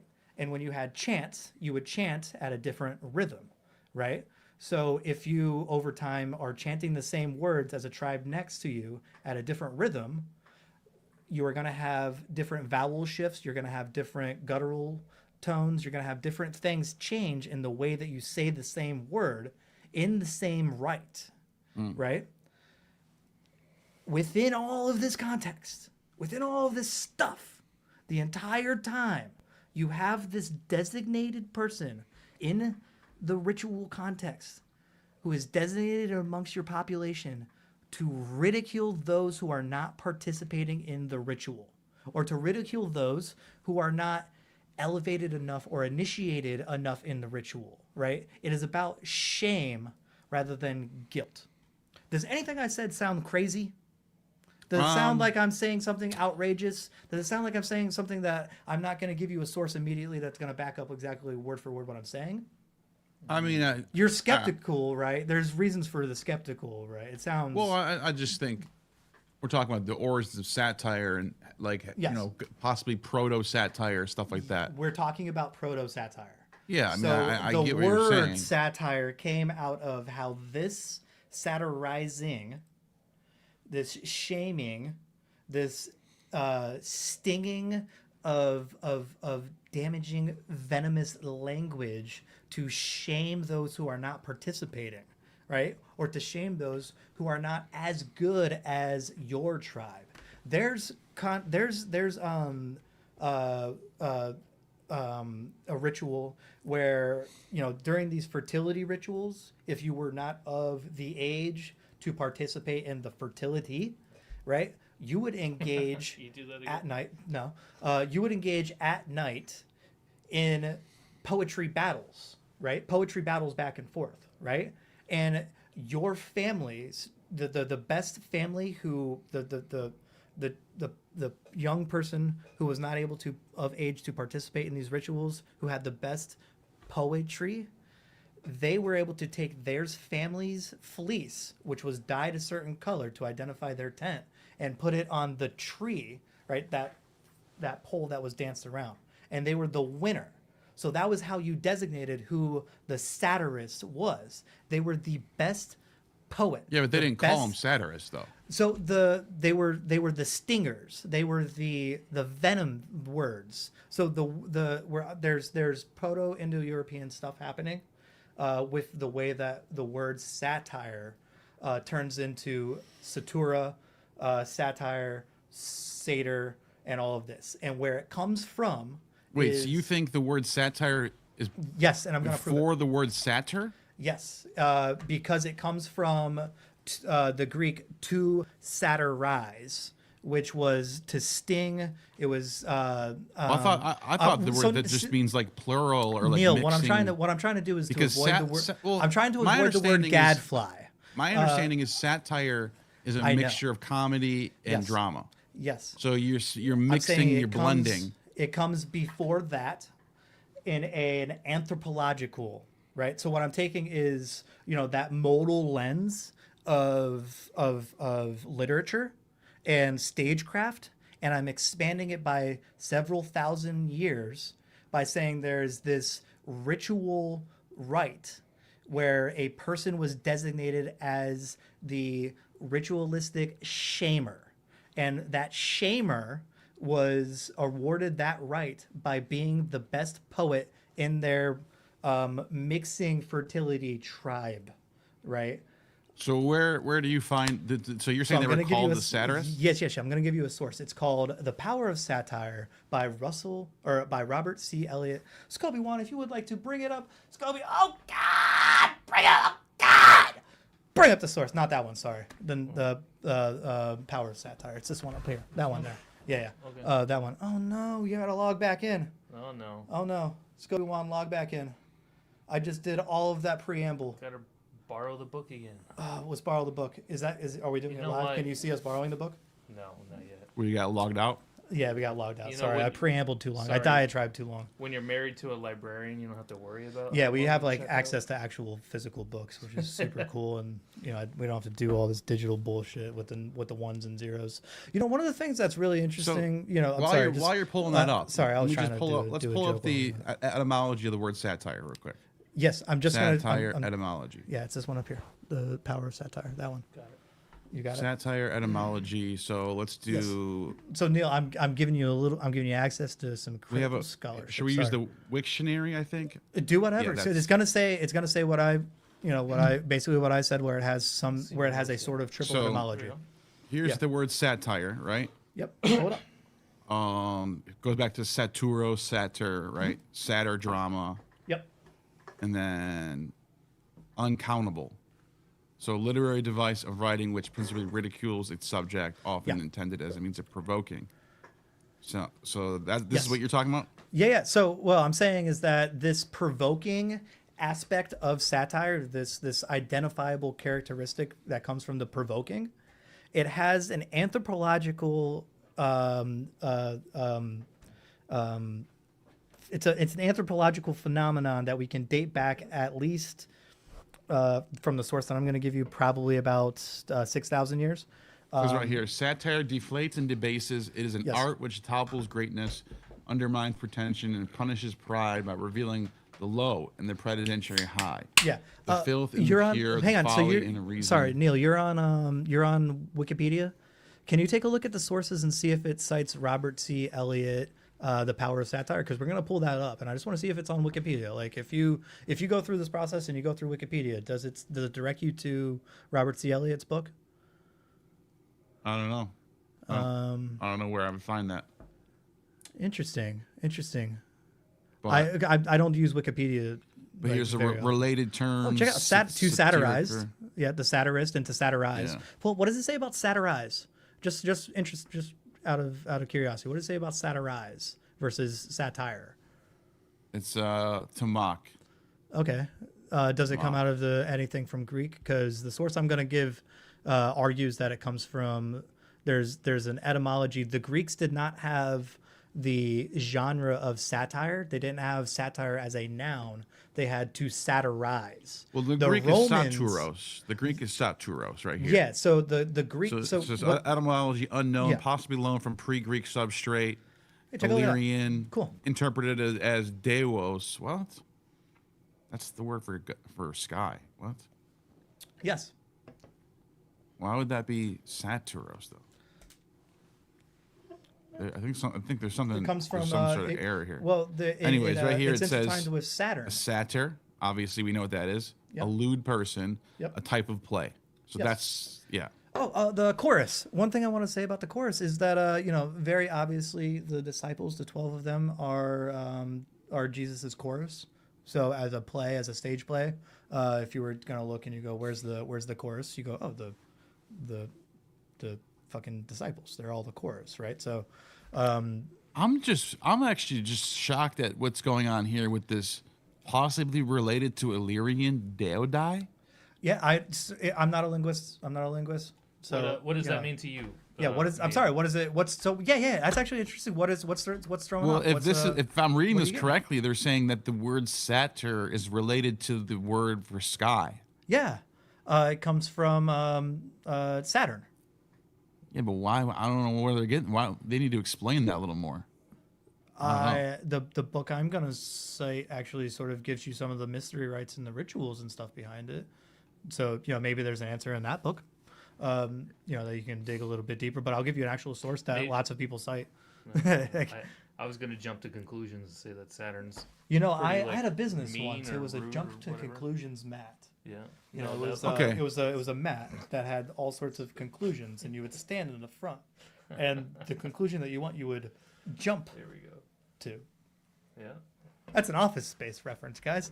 Yeah, it's 30 Sorry, what years did you old. find? Did you find anything interesting? What do you Well, got? no, I mean I'm just looking at the Sure. just the different words that's used for satyr. Yeah. Derived terms, and satiress, satirism, satyr-like, Yeah. satirizing. Yeah, so Satirical. basically the source that I have is going to make the argument, and it's obviously I'm not a linguist, so I don't have that capability, but I can repeat it and tell you, hey, take a look at what they do, take a look at the footnotes, follow them for yourself. What they say is that the Greeks did not have a noun for satire. They had the adjective to satirize, which was basically to sting, to have venomous language. It was associated with the gadfly, those things, right? And the source, Scobie Wan's going to pull up here. It's The Power of Satire, Magic, Art, Ritual, and Art. Every single person cites this book if they talk about satire. I can show you sources that I can pull up that also cite this book. So this, what is this? When is this written? This was 19 what? written 1960 and is the definitive source still to this day on satire, on this concept, right?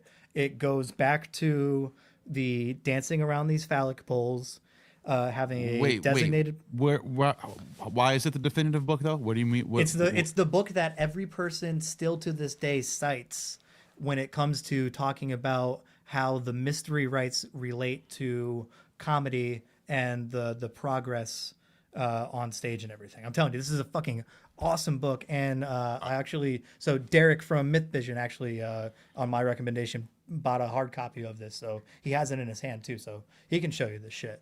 If you want to pull up the table of contents and just take a look at all of the things that are covered in this book, just so you know that I'm not bullshitting you, right? I don't see a table. Just keep going. There's definitely a table of context in the book. Jump to No way.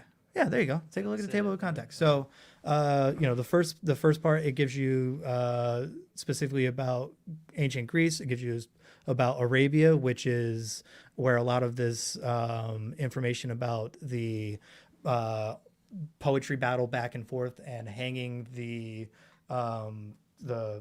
fleece on the tree is maintained. That's a lot of maintained in Arabia.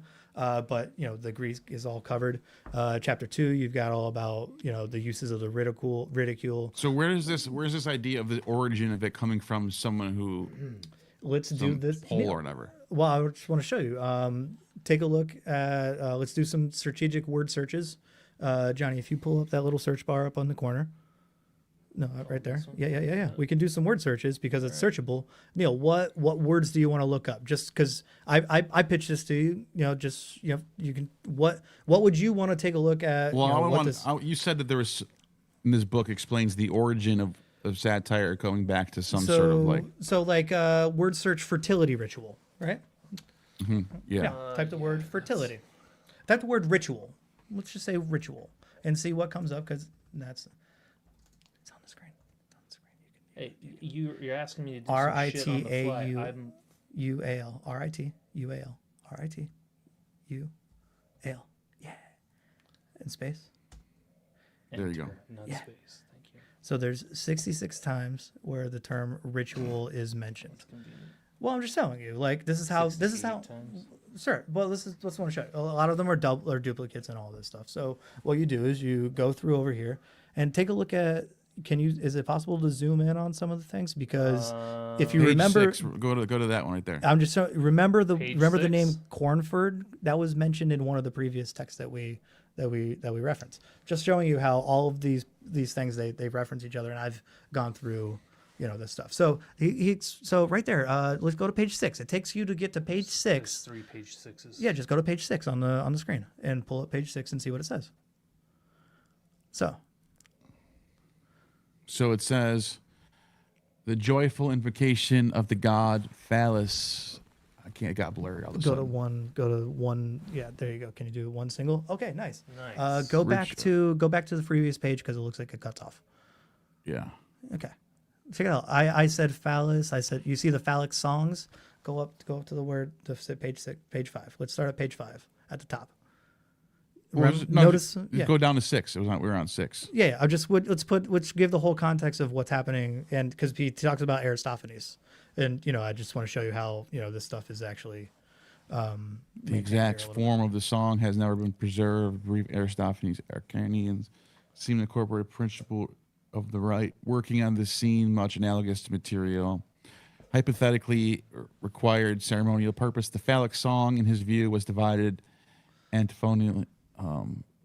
Just go down to the next page. Real quick. So it says the maypole dance. Do you see down here at the bottom of the screen where it talks about the maypole dance? How it's orgiastic. Such ceremonies as maypole dance, Yes. whose kinship of ancient phallic rites we know, but in the ambient component, the phallic songs break sharply into the mood of solemn joy. Yes. How are we to account for it? The entire rite is magical.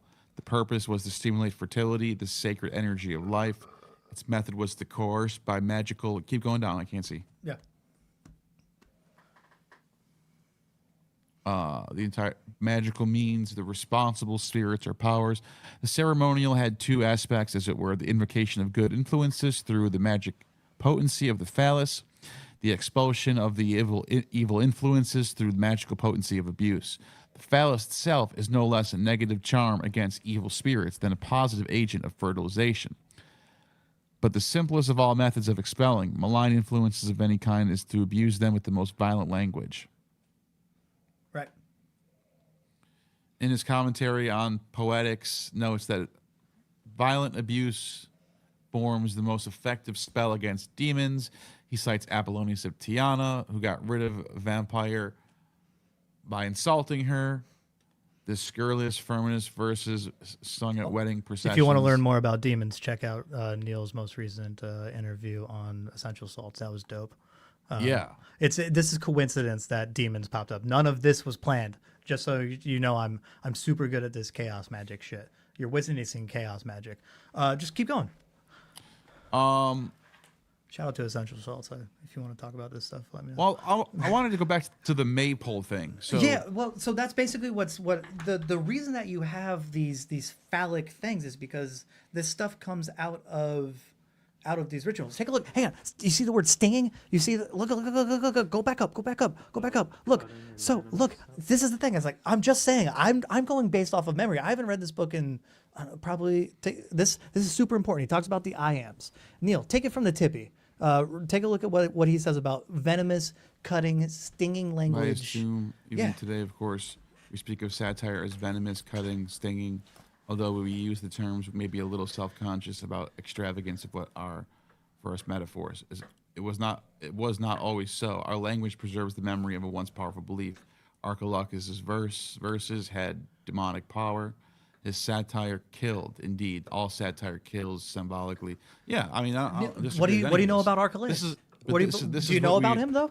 Archilochus? Yeah, you know about him, right? Yeah. He was a high priestess of Demeter, or a high priest of Demeter. What was he? The high priest of Demeter? And pull up his. He's also a poet, so yeah. He's an insult poet. So he brought insult poetry from these mystery rites where he was a high priest. His family, he was a high priest of Demeter, and he was supposed to marry a Greek queen, but something happened with the king where it didn't end up going through, and he wrote a satire that was so stinging and so venomous that the daughter and her sister and like the dude's entire family lineage killed themselves. Like that's what I'm saying is that this stuff comes out of this. Well, this goes back to what I said earlier. Yes. Satire doesn't have to be a concept yet. Yes. People can be doing things that are satirical. Like satire is as old as humans, basically. That's what we both agree on that. So it's not like but I don't think this is like I don't think they were called satyrs necessarily. I think they were called I think the term I don't know. I think there's two different questions happening here. So type in the word satirize up in this word search, because I know that I can show you how he makes the argument and show you the citations that he says. Type the word satirize. Satirize. Right? Because he makes a differentiation between the word satirize and satire. Let's just, because it only pops up 12 times, so it's not going to take a ton to to find it here. But if you can see on the side here how we're doing this, and also if people don't know how to use this source here, you're getting a tutorial on how to use this. Scroll down. Let's keep finding it because it's going to jump out of this. I was looking for my Archilochus copy that I got over here. I don't know what I did. You have it? But yeah, I have the translation of the Oxford translation of it. His stuff. Actually, he's in. I believe he's in Loeb too. Okay. Pull. Yeah. Take a look. So Neil, take a look at this. Page 100 and 102. Right. So, he talks about take a look. So all this stuff about the medley, the mixing, all of this is already covered. If you take a look at here, pull up where he talks about horse. So if you want to start. Take a look. So we found part of the citation here. And he says that it does come from... What I'm understanding here, he's basically saying people would do these things that we call satire are actually things that we've always been doing. Like, yeah. I don't think anyone would disagree with that. I don't think that's really a very... I mean, it's interesting to think about. Like, people have been doing satirizing forever. Yeah, and it's very fascinating to think that. But I don't think anyone would disagree with that. I don't think anyone would even... No, I'm saying is that what we're reading right now is the reason that no one right now would disagree with that is because this book in 1960 paved the way for that, to make what I'm saying inarguable against, right? So if anybody says, something, argues against this, they haven't done any preliminary research, right? So, right. But what do you mean by argue against this? What saying would that be? Saying that satire isn't, this anthropological phenomenon. It's only, a phenomenon that the Romans did and the Greeks didn't do it. People make that argument still, and it's amateur. And also, I have a chip on my shoulder with Richard Carey, so fuck that guy. He doesn't know what he's doing. I think what people would mean by that is when Roman satire becomes its own thing, there's a different genre of satire that evolves from Roman satirists. Yes. So the Menippean satire would be the Greek side, and then you would have exactly. The Romans would be yes.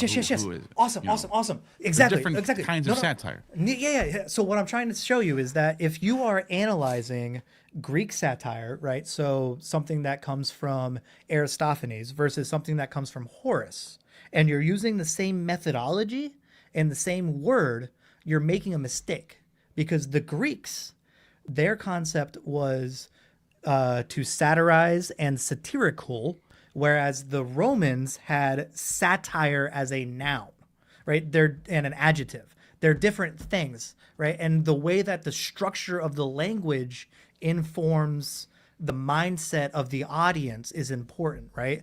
And what it is that the people who, like the Romans, when they think they were doing satire, versus the Greeks when they think they're doing satire, versus somebody like Lucian, who is familiar with both Roman and Greek satire, and he's doing a rhetorical thing that's actually fucking phenomenal. So, I just want to show you, like, I'm not making this shit up when I say it comes out of this insult poetry, the I am poetry.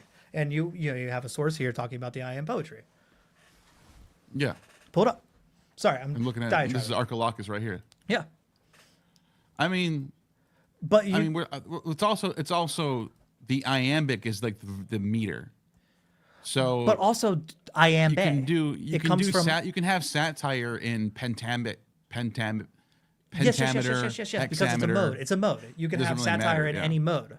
What it is the intent. What it is the artistic form, right? And at the time, right, they didn't have what was the one that you used, Tim and Eric, right, at the beginning of the episode. The Greeks didn't have Tim and Eric, but Tim and Eric had Aristophanes, right? So you can see how the art form itself has evolved over time.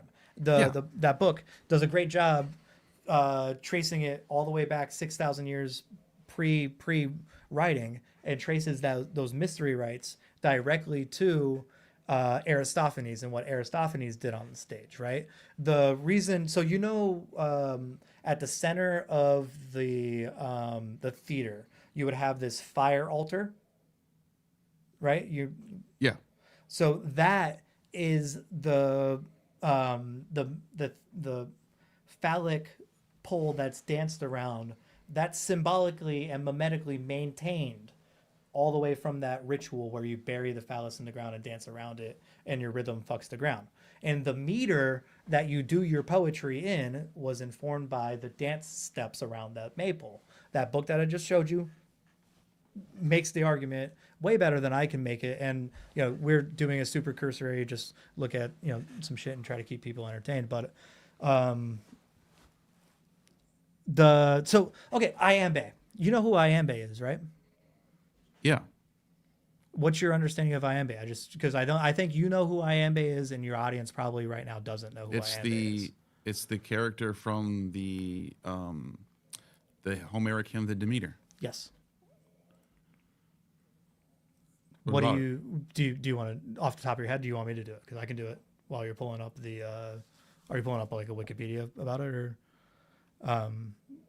So iambe is no. What do you ask? No, I'm just saying that. What do you want me to say? No, I'm sorry. The insult poetry, right? Where the difference between what the Greeks were doing, and the Greek colonized community, and those who were maintained within the Greek hegemony, right? The Hellenized people, when they were doing what we call satire, they called it iambic poetry, insult poetry, right? Because that insult poetry directly and was still maintained. Even when they were doing these fertility rituals, these Dionysian festivals, at night, they were still having these ritual poetry battles back and forth. And even the Romans, even the Romans were doing these back and forth poetry battles. The Arabs were doing these back and forth poetry battles. So this ritual that is maintained throughout these fertility rites, people like Archelaus bring and formulate the stage, right? But he was a high priest of Demeter, and he was explicitly known for doing this venomous, Are you sure he was a high priest of Demeter? I think he. Google it. Take a look. He might have been I think he was from a family of priests. No, he was. He himself. I don't think he was the high priest, though. Yeah, he was. Pull it up. Pull up his Wikipedia. Archelaus himself? Yeah, pull up his Wikipedia. I'll show you. Okay. Let's see. Archelaus. I know, because I know he's But I'm saying is that the reason he's super ancient. It's way old, super old. Yeah. So it says, I've established a cult of Demeter. The painting later described by Pausanias shows the poet's father, Teleskius, also distinguished himself in the history of Thasos as a founder of a Parian colony. The name Tellus can have a religious connotation. Some modern scholars infer that the poet was born into a priestly family devoted to Demeter. Yeah. Yeah, but I don't know if it makes him the high priest of Demeter. Like, it might just be. I mean, he comes from. Yeah, that's fine. The ritual that he brings to Athens, right? Does it get into him being basically the snub at the wedding that he interacts? Because I'm sure it probably pulls up where he's wronged, and he does his family's ritual of this insult poetry, to basically, I take a look. Blame poetry, right? Cool. Yeah. Yeah. Yeah. Man. Yo, Yeah, bro, know. you can't believe Wikipedia because the mainstream media controls it. Oh, so take a look. It's just it originates from Demeter. So that's what I'm trying to say, right? Yeah. I know. You got I know, Hip and I know X, about it's right? the character Yambi. Yeah. I know. But so Iambe, right? Her job, the reason that she is so important to these fertility rituals, is that she shows off her vag. She makes Demeter laugh, Yeah. right? And my entire That's literally philosophy- all she does. Is just show yes, off her vag, yes, and that's yes. all. That's Well, the only scene of But Yambi. also, if you read Carl Ruck, Carl Ruck goes very, very in depth about how Iambe was actually a hermaphroditic character and associated with these sculptures of dildos that were used in these fertility rituals, where the Iambe was a dildo. Yeah, there you go. Okay, so Balbo. That's Balbo, yeah. Yeah, Balbo is Iambe. It's the same person. Balbo and Iambe are the same person. Both of them make Demeter laugh. I'm a Balboist. If anybody needs to know, the Cerberesian school of cynicism is a Balboian cynic cult that derives from the Church of the Subgenius. Anyway, but all of this stuff, so it comes right to the Eleusinian mysteries. Take a look. It says right there in no uncertain terms that it is Iambe. Yeah, everyone knows this. No, but everybody knows this. Nothing, Yeah. So Carl Ruck says that Balbo, when she makes Demeter laugh, and if anybody doesn't know, basically what Balbo does is, if you remember the scene from Ace Ventura where he talks with his butt cheeks, Balbo does that with the front butt, and the divine child also talks. So there's some funny business going on with the fingers and stuff, where the divine child talks and Balbo uses her front butt to make Demeter laugh. This is an entire thing. Like wait, what do you mean? What about the divine child though? You said? So the divine child, Balbo gives birth to a divine child. Jesus is this divine child. Jesus is the child of Balbo. Wait, where are you getting this from? This is me just ripping. Yeah. Sure, admitting it. Does Balbo actually give birth though? Yeah. Balbo gives birth to a divine child. It is one of the. So what's happening here with this? What you're seeing is that it's just okay. You got to read Carl Ruck about this, and I'm telling you, I'm not making this up. I'm the founder of the Carl Ruck fan club. I wouldn't fucking besmirch the dude's name by putting words in his mouth. But he says in no uncertain terms that the divine child of Balbo and Iambe. You're talking about Iacchus? Is Iacchus, is Io, is where, exactly. So is Iacchus. Iacchus is Jesus. And if you understand, remember when I told you. He's the son of Demeter, not Balbo. No, so Balbo in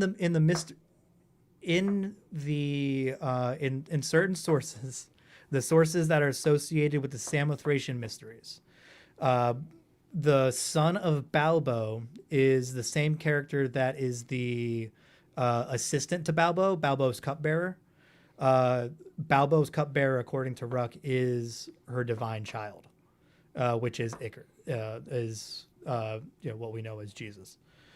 So what source says that Balbo gives birth out to Iacchus? I thought it was Demeter gives birth to Iacchus. No, so according to Ruck, Balbo gives birth to Iacchus. Where does he say that? Do you want to pull up? So do you know how to get Carl? I'd love to see that. Do you know how to get Carl? Yeah. Do you know how to get Carl Ruck's bibliography? It's on the BU, Boston University. Just Google search Boston University, Carl Ruck. Iacchus was also involved in the Eleusinian myth, which told the old one Balbo. Okay, Yeah. never mind. Oh, That's not the birth though. but It's exposing the general tools. Yeah. So I know, but I'm not saying that. according. So Balbo I'm saying isn't is that there. there's a different. Okay. Sorry. The miscommunication that's going on here is that you have two different mystery rites that are associated. And you have basically the same character in both, but they serve different meanings, right? Serve different purposes. So you have the Samothracian mysteries, which are very, very, very, very similar to the Eleusinian mysteries. The Balbo in the Samothracian mysteries, as best as I can articulate, according to Carl Ruck, gives birth to the divine child, right? In the Eleusinian mysteries, Balbo's divine child from the Samothracian mysteries becomes her assistant, right? Which is is Demeter's son. So there's two different mystery rites going on. So my argument, what I would argue, is that Aristophanes is not maintaining the Eleusinian mysteries so much as he is maintaining the Samothracian mysteries, and the Jesus cult, the people that wrote the Gospels, were not influenced by the Eleusinian mysteries as much as they were influenced by the Samothracian mysteries. Paul goes to Samothrace. Paul, the boat that he's on is it flies the flag of Samothrace. Samothrace is important to the Jesus cult. The Eleusinian mysteries are, their own thing, and they're closely related. The differences are what's important, and the differences between what you don't see in the Eleusinian mysteries and the Dionysus story, as well compared to the Samothracian. Yeah, but I don't think there's any sources that say Balbo gives birth to Iacchus. Well, so that's what I want to show you. Carl Ruck in no uncertain terms says this. Pull up. I would ask Carl Ruck, where'd you get that from? Yeah, no, I can show you. I can show you his. Are you sure he said that? Yeah, I've sent it to you. I sent you screenshots. You don't probably. This is years ago, dude. Yeah. But yeah, I'm saying I'm a founder of the Carl Ruck fan club. I don't have any reason to put words in the guy's mouth. So you can ask him and say, hey. Well, the reason why I'm pushing back on it is because the mystery is yes. Dionysus is born Yes. of Persephone. Yes. Iacchus is born of Demeter. The mother and the child both give birth to Dionysus. Yes. Balbo, I don't know where Balbo would fit in with this. I don't. Balbo's Because like it's just a minor character. Yeah. No, you know? because Carl Ruck explains this. It's because it's a Hecatean ritual where time. You also have this mother, maiden, crone, where all three of them are simultaneously pregnant. The pregnancy goes through the entire each of the stages of Yeah, but who's mother, the maiden, crone? crone. Who would the crone be? So it depends on the mystery rite that you're discussing. Carl Ruck talks a lot about this. So depending on the mystery rite, the crone changes, and also sometimes the mother and the maiden change, right? So the crone is Balbo, right? The crone is Balbo in certain mystery rites. The old woman, you have the maiden, which is Demeter, and then you have the mother, and then you have the crone, which is Balbo. And the same divine child goes through all three of those because of these Hecatean rituals. Time doesn't operate the same, right? It's simultaneously past, present, and future. So you have the past pregnant maiden, Demeter. You have the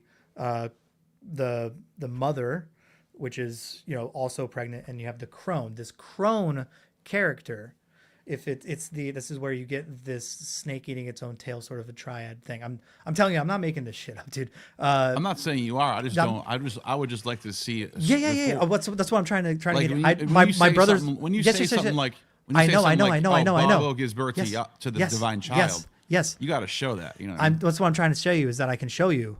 My brother's not here, so I can't have him pull it up. Can you pull up Carl Ruck's bibliography? It's on BU's website. Carl Ruck's bibliography. Yeah, Carl Ruck bibliography.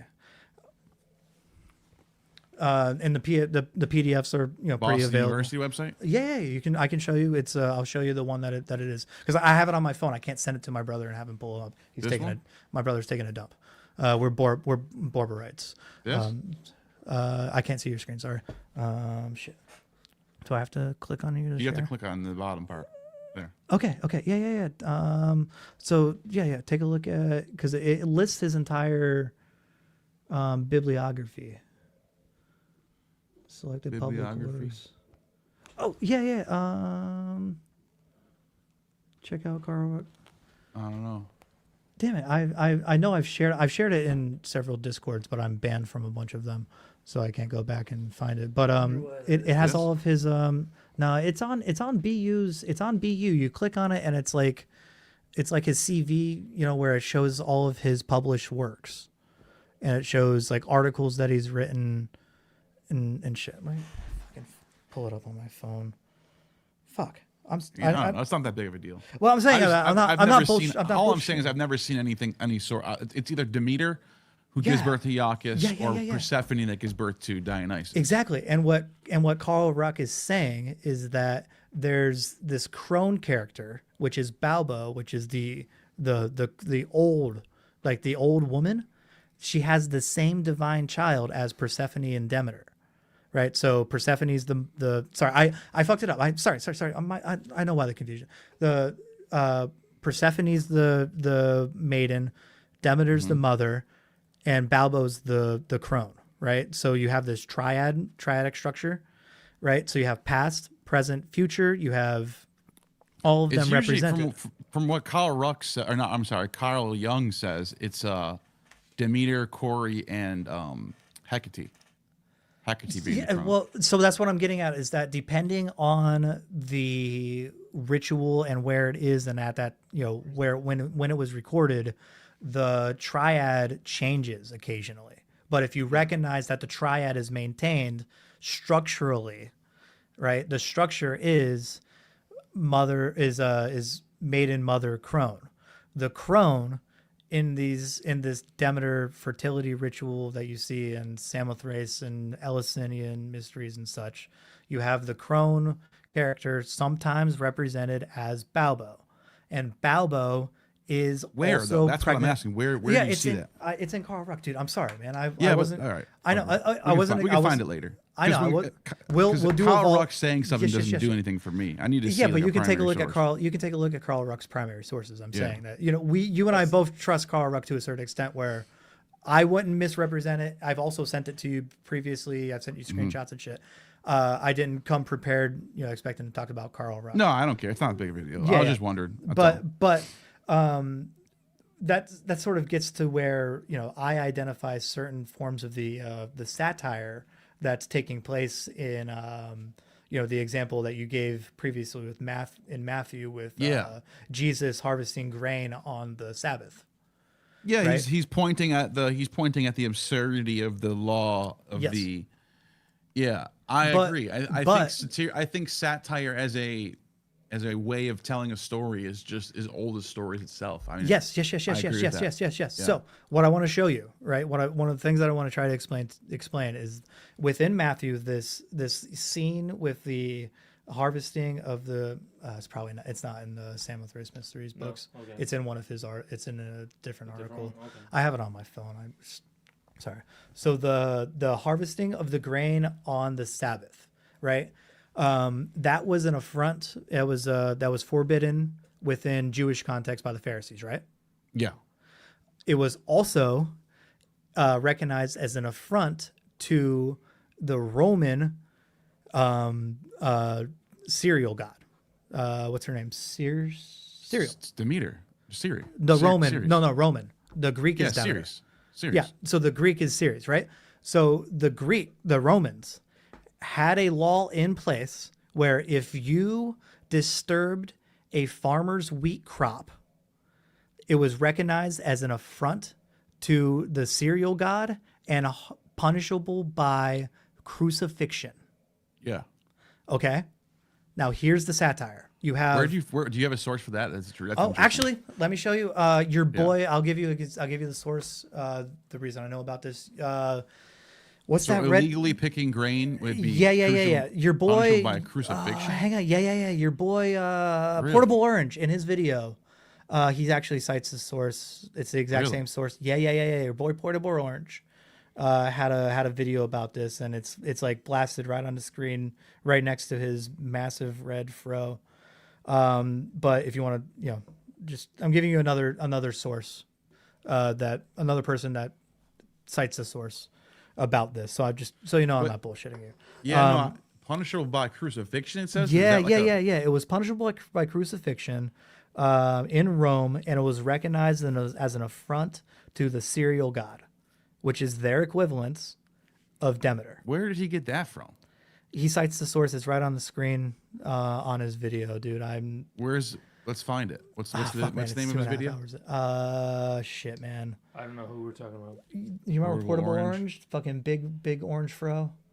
He doesn't have that many videos. He doesn't have too many videos, and it's on the screen. yeah. The young kid? Yeah. Is it the one that says "Don't blindly trust the ancients, the gods of Rome"? No, you don't know which one. It might be the Gods of Rome. Because he does. Dude, fuck, man. I wish I prepared more. I gave all these fucking books, and I didn't prepare the video that I'm referencing now. Fuck. Because it might be if the you could find a source that says picking grain illegally, he puts it on the punishable by crucifixion, that would be pretty crazy. It's pretty. Dude. It's on the screen. He's your boy. Text him. Fucking. I'm not making this shit up. I'll find it. I'm on a little bit of Starflower as What's his name? Portable Orange. But Anyway, whatever. I'm just I'll telling have you. to find it later. No. Well, but so, just can you grant me that? I know that. Sure, fine. Okay, rhetorically, for the sake of let's say trust me, I'll get you a source. source. It's Portable Orange. It's on his fucking screen, right next to his fucking massive fro. It's right on his screen. He explains it in one of his videos. I'm not making this shit up. Our boy Portable Orange says that if you damaged a farmer's wheat crop, you would be crucified. Okay.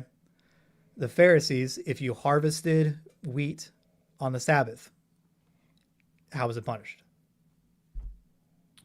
Well, I mean, they wouldn't necessarily just condemn you to death for violating a Sabbath law. Exactly. But It was against their law. It was against the law. Yeah. Exactly. So what the satire is happening is that there's two targets. It is the Pharisees and the Romans. The Pharisees are looked at from their perspective as traitors, right? They are willing to,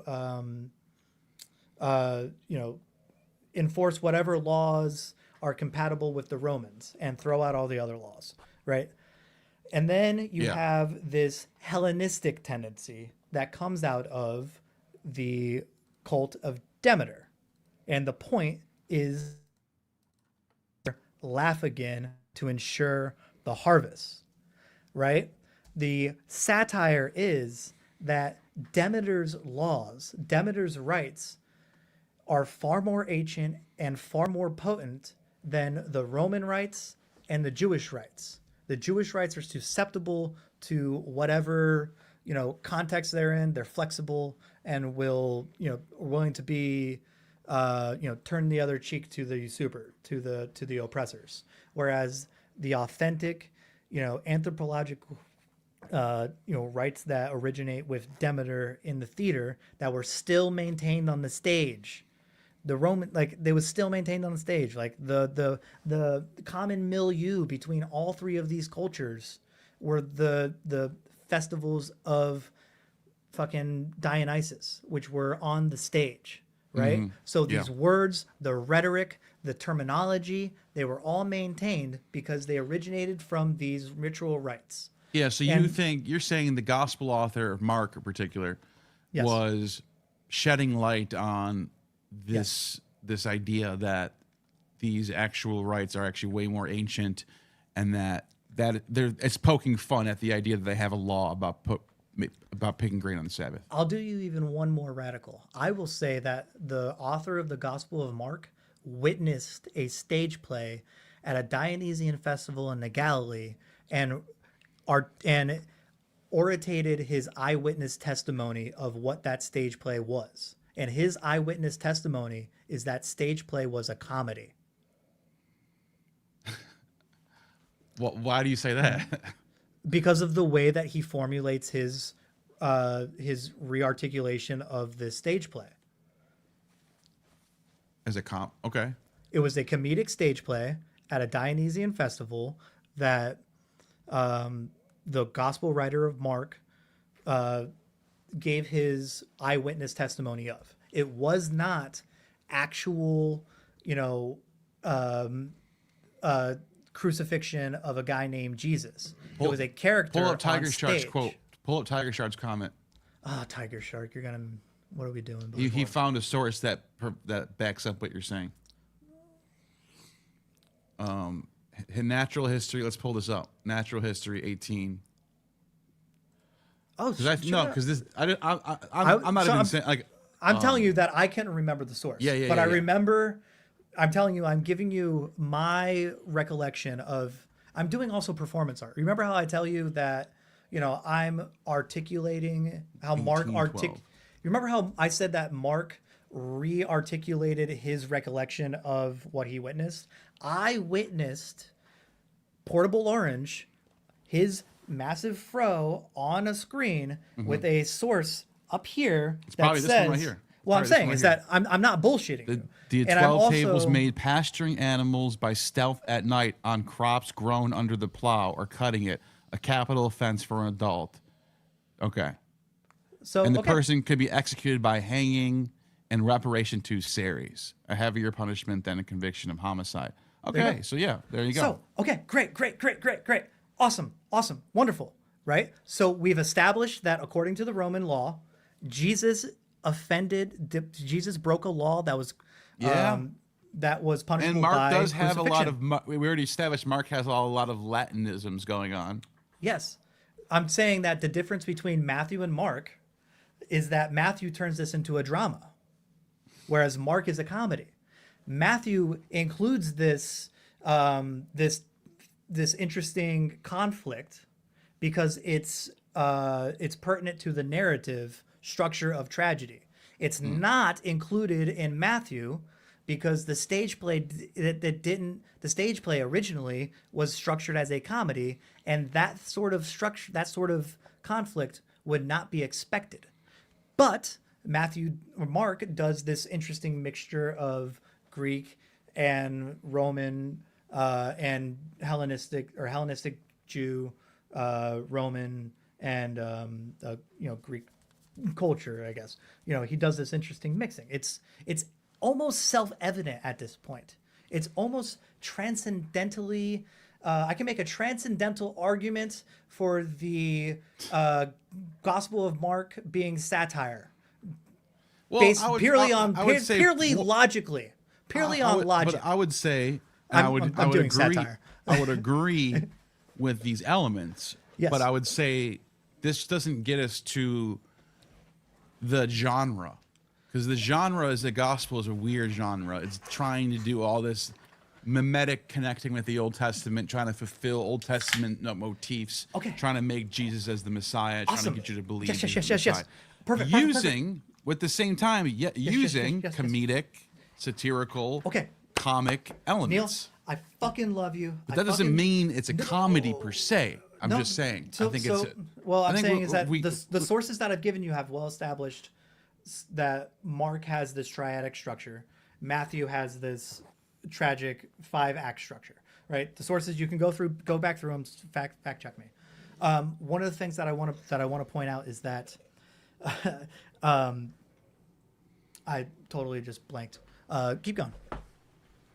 Well, I was just saying, I think what you're saying is very useful for looking at this and going, remember, just because this is the Gospels and we think of it as very serious and religious as a religious text, doesn't mean it can't also use and employ literary devices that you find in comedies and satires. Yes.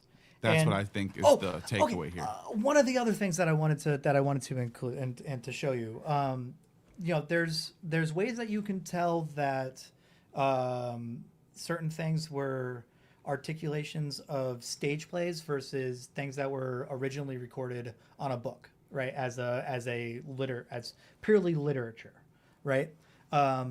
Characters talking over each other or saying the same thing simultaneously, right? That is a element of stagecraft, not an element of pagecraft, right? Pagecraft is how things work when it comes to how you read them.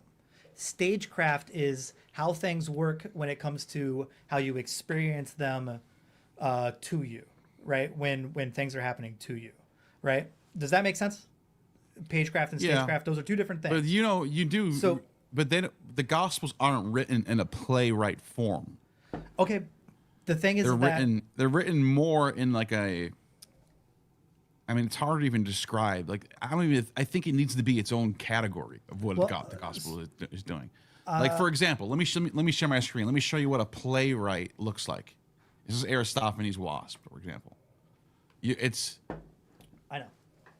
Here, share my screen. Okay, so Aristophanes' Wasp. It literally tells you the stage building represents the house of the love claw and the roof. So, Neil, netting covers the entire. So it sets up the stage in the text. I understand, but that is not necessary for something to be identified as a stage play, right? Those notes, a lot of that stuff is Byzantine. Sabazius. A lot of that stuff is those are Byzantine ways of structuring the text. You know what's so funny about this? And I'm not trying to do that as a cop out. I'm just saying that Someone sent me a clip of Dan McClellan saying the reason why Jesus was so different than all these Greco-Roman gods is because it was such a game changer that he was associated with women and slaves. Look at this. Look at this footnote. Yep. Sabazius, a Phrygian god associated with Dionysus and popular with women and slaves. I'm wearing my Phrygian cap. I just think it's funny because when someone sent me a clip of that, and I was like, they were like, "Does this guy have any clue who Dionysus is at all?" Did you say Dan McClellan? I was like, "No." Dan McClellan, the guy who got tricked by Danny Jones into admitting that he doesn't know Lucian. He doesn't know who Lucian is, dude. Yo. Oh my god! And then it's like, and then people are asking this guy questions about ancient. Dude, it's disqualifying, man. It's like, why would you ask him anything then after dude, that? If you get tricked by Danny Jones into admitting that you don't, and then he's Lucian, like, what do you think about the Hilaria Festival? What does your opinion matter at that point? Does what Danny know he went like Lucian, this, though? Like, dude, he went like this. He started going so onto bad, his phone to look up what the Hilaria was. He didn't know what it was. Bad, dude. So, anyways, back to what we were saying. Plays are usually written out, and it's very obvious it's a play. Is what I'm saying. That's not necessarily true. That's true with that's what plays are. These are what plays are. I understand, but that structure of that convention was not established until the Byzantines, right? This was not. This is how these manuscripts go back to Alexandria and Athens. So most plays weren't actually written down; they were rehearsed, right? They were performed, and then you had the judges and stuff. If you won, then that stuff was written down, right? Maybe. And so I think I know what you mean. So the Byzantines are the ones who space them out more. Yes. And put the stage instructions.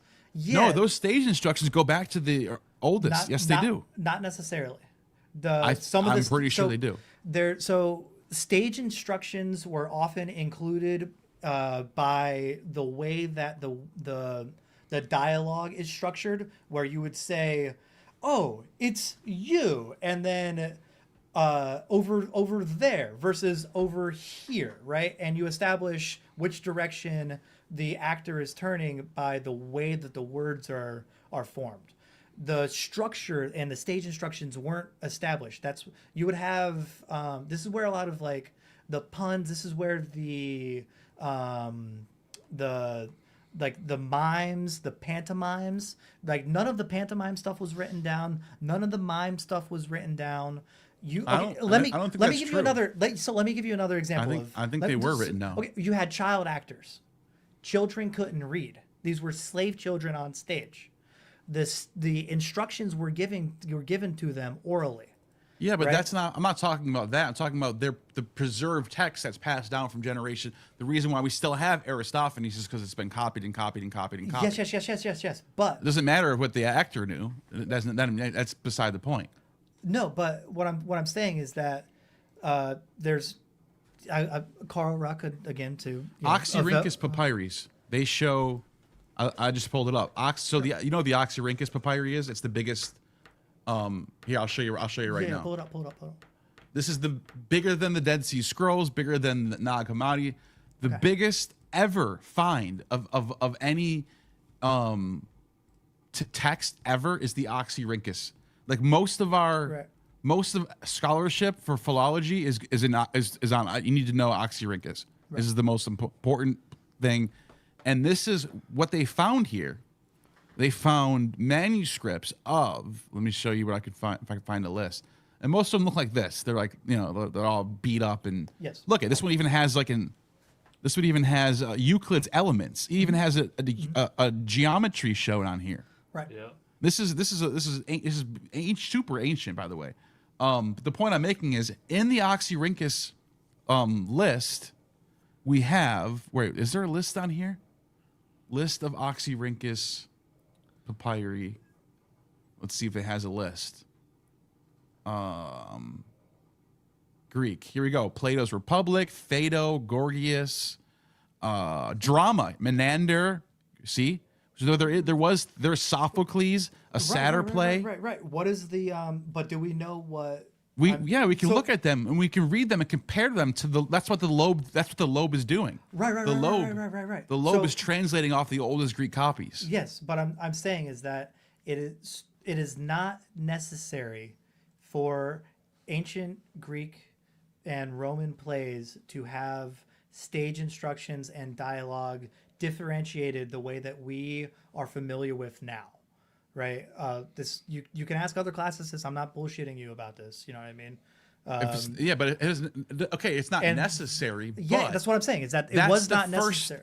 If it was a stage play, like that's the giveaway. It had stage instructions, characters, choruses, things like that. That's how you know it's a stage play. But you have you have all of those things. It's not laid out because the Gospel of Mark. So the Gospel of Mark. What I'm saying is that the Gospel of Mark is an eyewitness recounting of a stage play, not a record of the written text of a stage play. Right? There's an element removed. We have a received text. Right? It is Mark, the witness of this play's articulation of what he witnessed, right? Yeah. That is what is maintained. That is what the gospel is. I agree that we do not have. So what could be a Q document? If there's people that are sensitive or maybe think that a Q document is appealing, right? The Q document was that stage play, was that original text, was that dialogue. Sophocles. Right? Yeah. Let's look this up. Let's look this one up right now. What we have is an eyewitness recounting of a stage play. Let's look this one up right now and see what it says. Okay, so this is from the Oxyrhynchus. Look at that's a big chunk. This is 200. This is this particular piece of papyrus is 2nd century CE. But it's based on a 5th century BC play. Yeah. Yeah. How's it? Is it laid out dialogue? Now watch this. Let me show you something. Right. I'm sorry. I don't want to be like. Yeah. I'm saying that you're showing. Something. I'm familiar that this satyr play exists. I'm saying that structurally, I think it's called. Let's just look this up real quick. Lobe. Yeah. Where is Lobe? What did I do with Lobe? Did I lose you? I think I just lost my Lobe. Oh no, it's right here. Okay. It did that to you during your search your Sophocles fragments of known place. Here we go. Okay. And now you can read it, and it even says, like, there's parts where it says Oxyrhynchus says this, and then it says the other manuscript says this. Right. I'm trying to see if I can find one here. If I can see, here we go. All I see is your Wikipedia page. Okay, hold on a second. Oh, I'm on the wrong page. Okay, sorry. Yeah, no worries. Ready? Here it is. Sophocles. This is it, and you can see Papyri Oxyrhynchi. Right here. Sure. So it's actually using the Oxyrhynchus papyri to show you how this stage play was set up. Right. It says right here, there are 77 fragments of the papyrus. They're very small, blah, blah, blah, blah, blah, Cassandra. And then it opens up like, this is how the play's set up. This is just a fragment of it. Right. I mean, I don't know. Well, I get what you're saying. It doesn't have to have. So here's what I'm saying is that, Neil, you don't have to trust me. You can ask other classicists. You know classicists. And you can ask them, hey, this fucking crazy satirist Mandy Moorhall, who came with all these fucking books, says that it wasn't necessary for a stage play to maintain stage instructions in the text. Is that true? And they'll tell you yes, right? I'm not making this up, right? I have no reason to lie to you, dude. And I think I've come with sources showing you, like, I've read this. And the person that I got that explicit articulation from is Carl Ruck. And it's in a book that you have access to. It's the Samothrace Mystery book. The Dwarf Gods, the one that Amon cites, right? So, you can look at it. He says in no uncertain terms, it is not necessary for stage plays at this time to maintain stage instructions explicitly. That's a thing that it's not necessary. But you would not expect it. It's not even expected. If you find it's an anomaly. It helps expected. You. Well, let's not the word expected. I don't know. You don't expect to have it, but you should normally see it. Is what I'm saying for a stage play. Not necessarily, because the conventions that we know, those were mostly formulated during the Byzantines. Not. I just showed you. Oxyrhynchus holds them up. Not all of the. So that's not true. It's just that the stage plays are written with stage instructions on them. Not necessarily. Not all the time. I'm just saying. So we agree. We're saying the same thing. Yeah, not all the time. You have some that say that. Yeah. I have some that I have scholars that that. But the major playwrights, Sophocles, Aristophanes, Menander, those guys, those all have stage instructions. Right. So you couldn't link the Gospels with like Sophocles or Aristophanes. It would have to be a different category. Well, no, not necessarily. I can give you a scholar right now. I can give you a source right now that explicitly links the Gospel of Mark to Aristophanes if you want. No, I'm not saying there's not links to the thing. No, I'm saying that in no uncertain terms. Aristophanes is a specific genre of satire or comedy. Well, it's and the Gospels are something different. It's not the same genre. It's structurally the same. It's the structural. Yeah. The Gospel of Mark is structurally the same. As Sophocles? As a comedy, as Aristophanes comedies, which come out of the mystery rites. The Gospel of Mark is structurally the same as those. I can give you a book right. I think from what we've been looking at, people are saying that it borrows elements of those. Like it's heavily borrowing from the structures of Greek comedy, Greek satire. You cannot separate the structure from the final product. Without that structure. So why doesn't every single person think that Mark is a comedy? Most people don't study comedy. I'm talking about scholars. I know most people don't study comedy. Comedy and satire is one of those things that is understudied. It's specialization. Okay. It's not one of those things that. So there's only a few. Here's my thing, Mandy. Why can't it be? Mark is written, and it's the Gospels, whatever. Let's just call the genre prababa. It's a genre called prababa. We just made up a genre. Sure. This genre of prababa borrows a lot of elements from Greek comedy, from Greek tragedy, from Greek satire, from epic, from epic Homeric stuff, from history, novels. Yes. It seems to have a lot in common. Have you read the novel Daphnis and Chloe by Longus? It's written kind of like the Gospels are. The story unfolds. Yes. I don't know if I would be able to honestly sit there and be convinced that Mark is a comedy, period. It's just a comedy, period. Like, I can't. We just did a cursory, quick word search on, 7 sources that say that it is in no uncertain terms. And they all say that it borrows elements from comedic plays. The structure. It is structured. You can't separate the structure. If it was a tragedy, it would resemble the Gospel of Matthew, because Matthew is structured as a comet or as a tragedy. No, there's parts of Mark that are using that structure, not the whole thing. That's what the text you showed me said. No. We didn't read them in any exhaustive manner. But nothing you showed me said that the entire Gospel of Mark is structured as a comedy. It says this particular part, this particular verse is structured like a comedy. This particular thing, not the whole thing. Yeah, I'm telling you is that Because that's a the sources- crazy claim to make. Mark is a comedy. You can the books that I showed you say that. Who's saying? No, they Okay, don't. Here, pull up another source. I'll pull up Said one more. Mark is a comedy. I Like will. it's Yes, just I a pulled up- comedy. yes, I'll pull up one more. What's that lady's name? No, no. She read a whole book on that. Yeah, she wrote a whole book on it. But also here, pull up the one that the one that was shit. Where did it go? Why is it not up there? What, dude? You, it was one of the archives. Oh, Why is it not up there? I'm not Kelly seeing it. Iverson, Baylor University. No. Because I just did a quick There- chat GPT. Are there any scholars who say Mark is a comedy? It says there is not a mainstream scholar who argues that the Gospel of Mark as a whole is literally a comedy in the sense Yeah. of Greek comedic drama. However, here are some scholars who say exactly what I think we were agreeing So- on, Yes. which Neil. is that parts of Mark 8, for example, uses humor and comedic depiction, structure, things like that. Yes, and basically what I'm trying to show, I admit it from the get go. I'm doing a Malt and Bailey, where I'm making a radical claim, and I am allowed that poetic license because I am a satirist. Okay. I'm doing satire. I've been doing satire this whole time and making reference to satire and doing the performance art and the rhetoric and the diatribes and all of those things.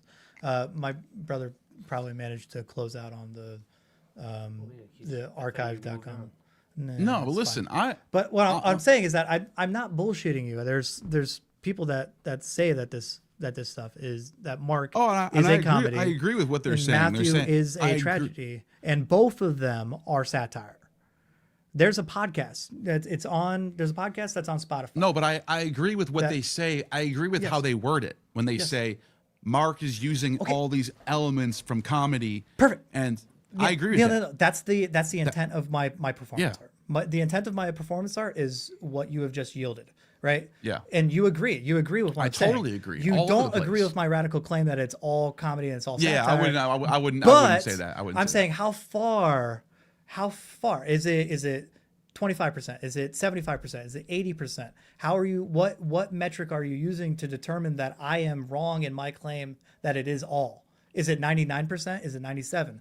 Where? Because What do you know mean? what I mean? Well, I'm doing Mott and Bailey. What I mean is to do bait and switches and to trap and to do all that, and ultimately drive home the message is that there is established methodology to analyze the structure and the comedy that's going on in the Gospels and stuff. Sure. And it originates from these ancient mystery rites having to do with dancing around phallic poles that were then influenced the Dionysian stagecraft, which is maintained in the Gospels, right?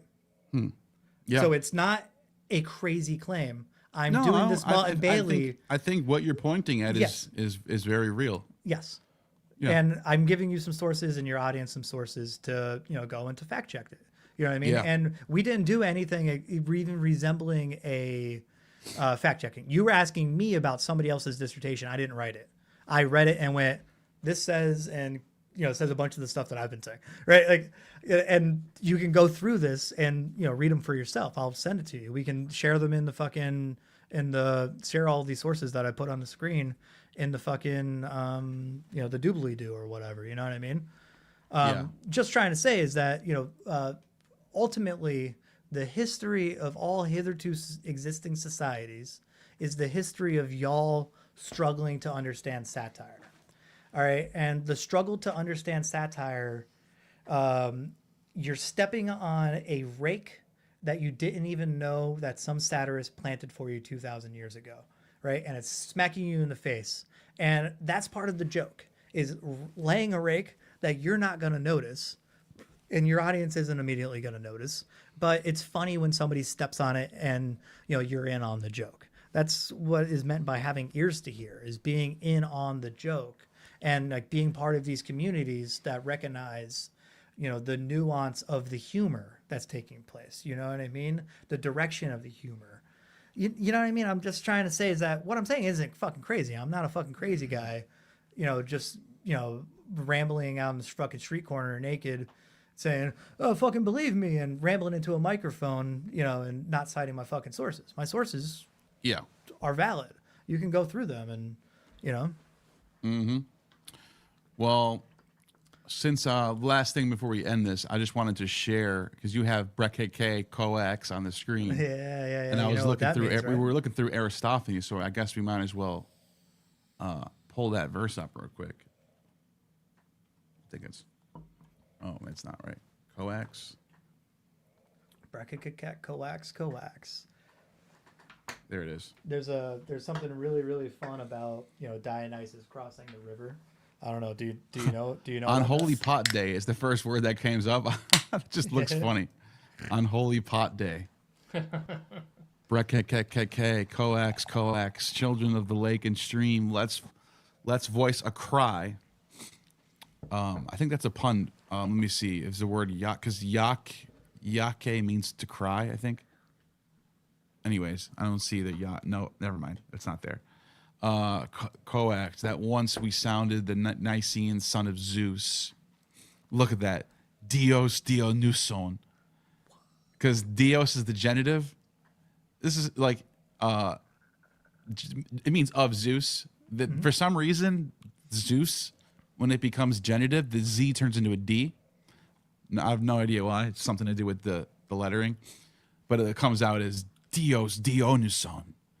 Dios Dionyson. It's just very poetic the way it sounds. Yeah. But then it's translated as the Nicene son of Zeus, Dionysus, in the marshes. Hungover throng. When the hungover throng of revelers, and then it says, on Holy Pot Day. What is that? What's the Holy Pot Day, dude? Holy Pot Day. Is that the... Let's see. That is the sacred Kitroi. That's what that word is. So it's when they boil the grains. Oh. There you go. Yeah. There we go. Going back to that boiling of the grains again. Dude, okay. One of the things that I wanted to point out about this, the grains on the Sabbath, is that anybody who's actually a Christian and knows the way that grains grow in that area is that there's a 6-week difference between when you harvest wheat and when you harvest barley. Do you know that? So the wheat harvest comes around Passover, and then there's a festival approximately 50 days after, which is the festival of the barley harvest. Oh. So Jesus, during the Passover, that's recounted in Matthew, the grain that he stole is explicitly wheat that he rubbed between his hands, not barley, because it was not during the barley harvest. Little fun fact. And you guys can go look and look up. Somebody probably fact check me what that festival is that comes 50 days after the Passover.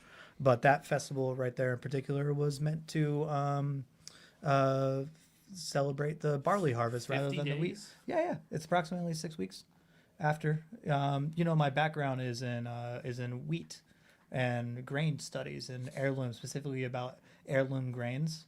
This is how I got my background in this. Isn't that right around St. Patrick's Day? I don't know. It depends on where you are in the world. You know what I mean? They didn't celebrate St. I know Patrick's Day in the ancient Athenian calendar was based on the wine culture, like how wine is produced. So there's the dying and resurrection of Dionysus throughout the year, the birth, the planting of the seeds, the premature birth, going back into the ground, and the actual birth, and it's all cycled based on wine. Yes. So some people might argue that if John is a mimesis of the Bacchae, then his death and resurrection could also be a symbol of pulling the grapes killing the grapes from the vine, stomping them out, and then making them into wine. Neil, I want to show you and point out a couple of things that you're doing while you're talking. You're acting. You're embodying what it is that you're describing, right? Yeah, that is inseparable, right? Say exactly what you just did, but have your hands down and say it with a straight face.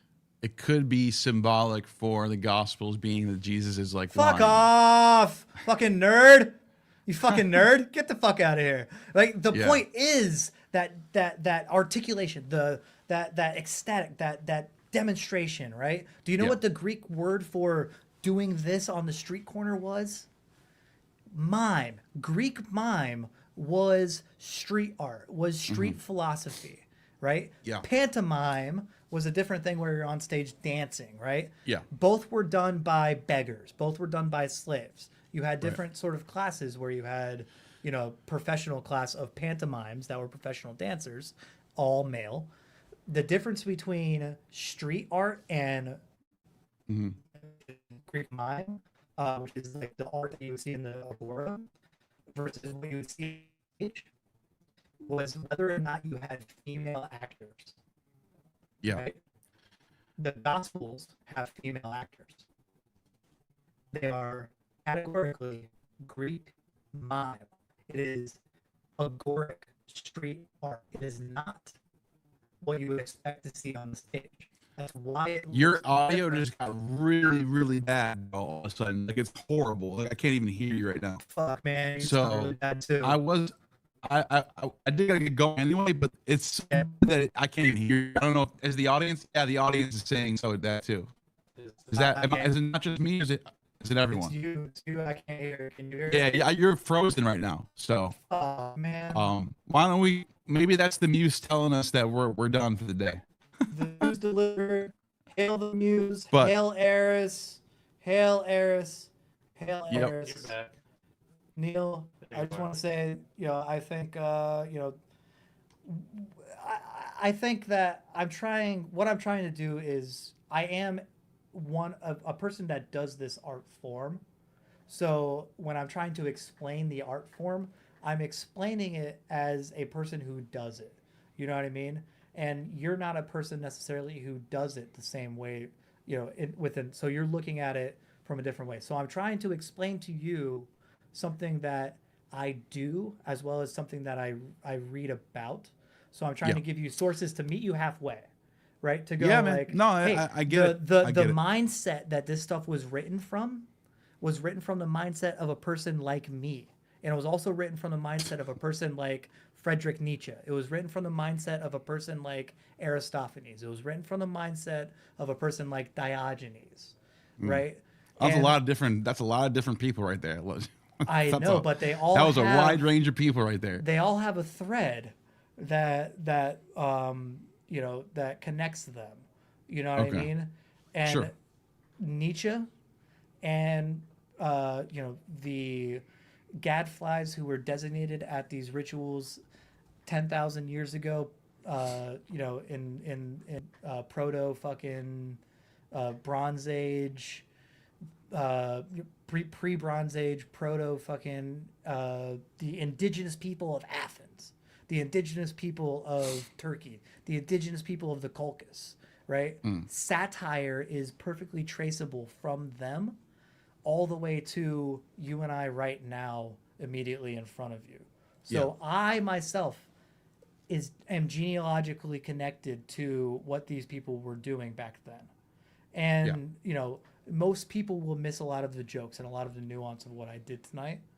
But a lot of people who, are practitioners of this ritual will appreciate it. You know what I mean? And I think maybe I gave you something to appreciate and to chew on and to maybe, to add on. And also I want to just say that, the people who have articulated this idea have done so from mostly Roman prov.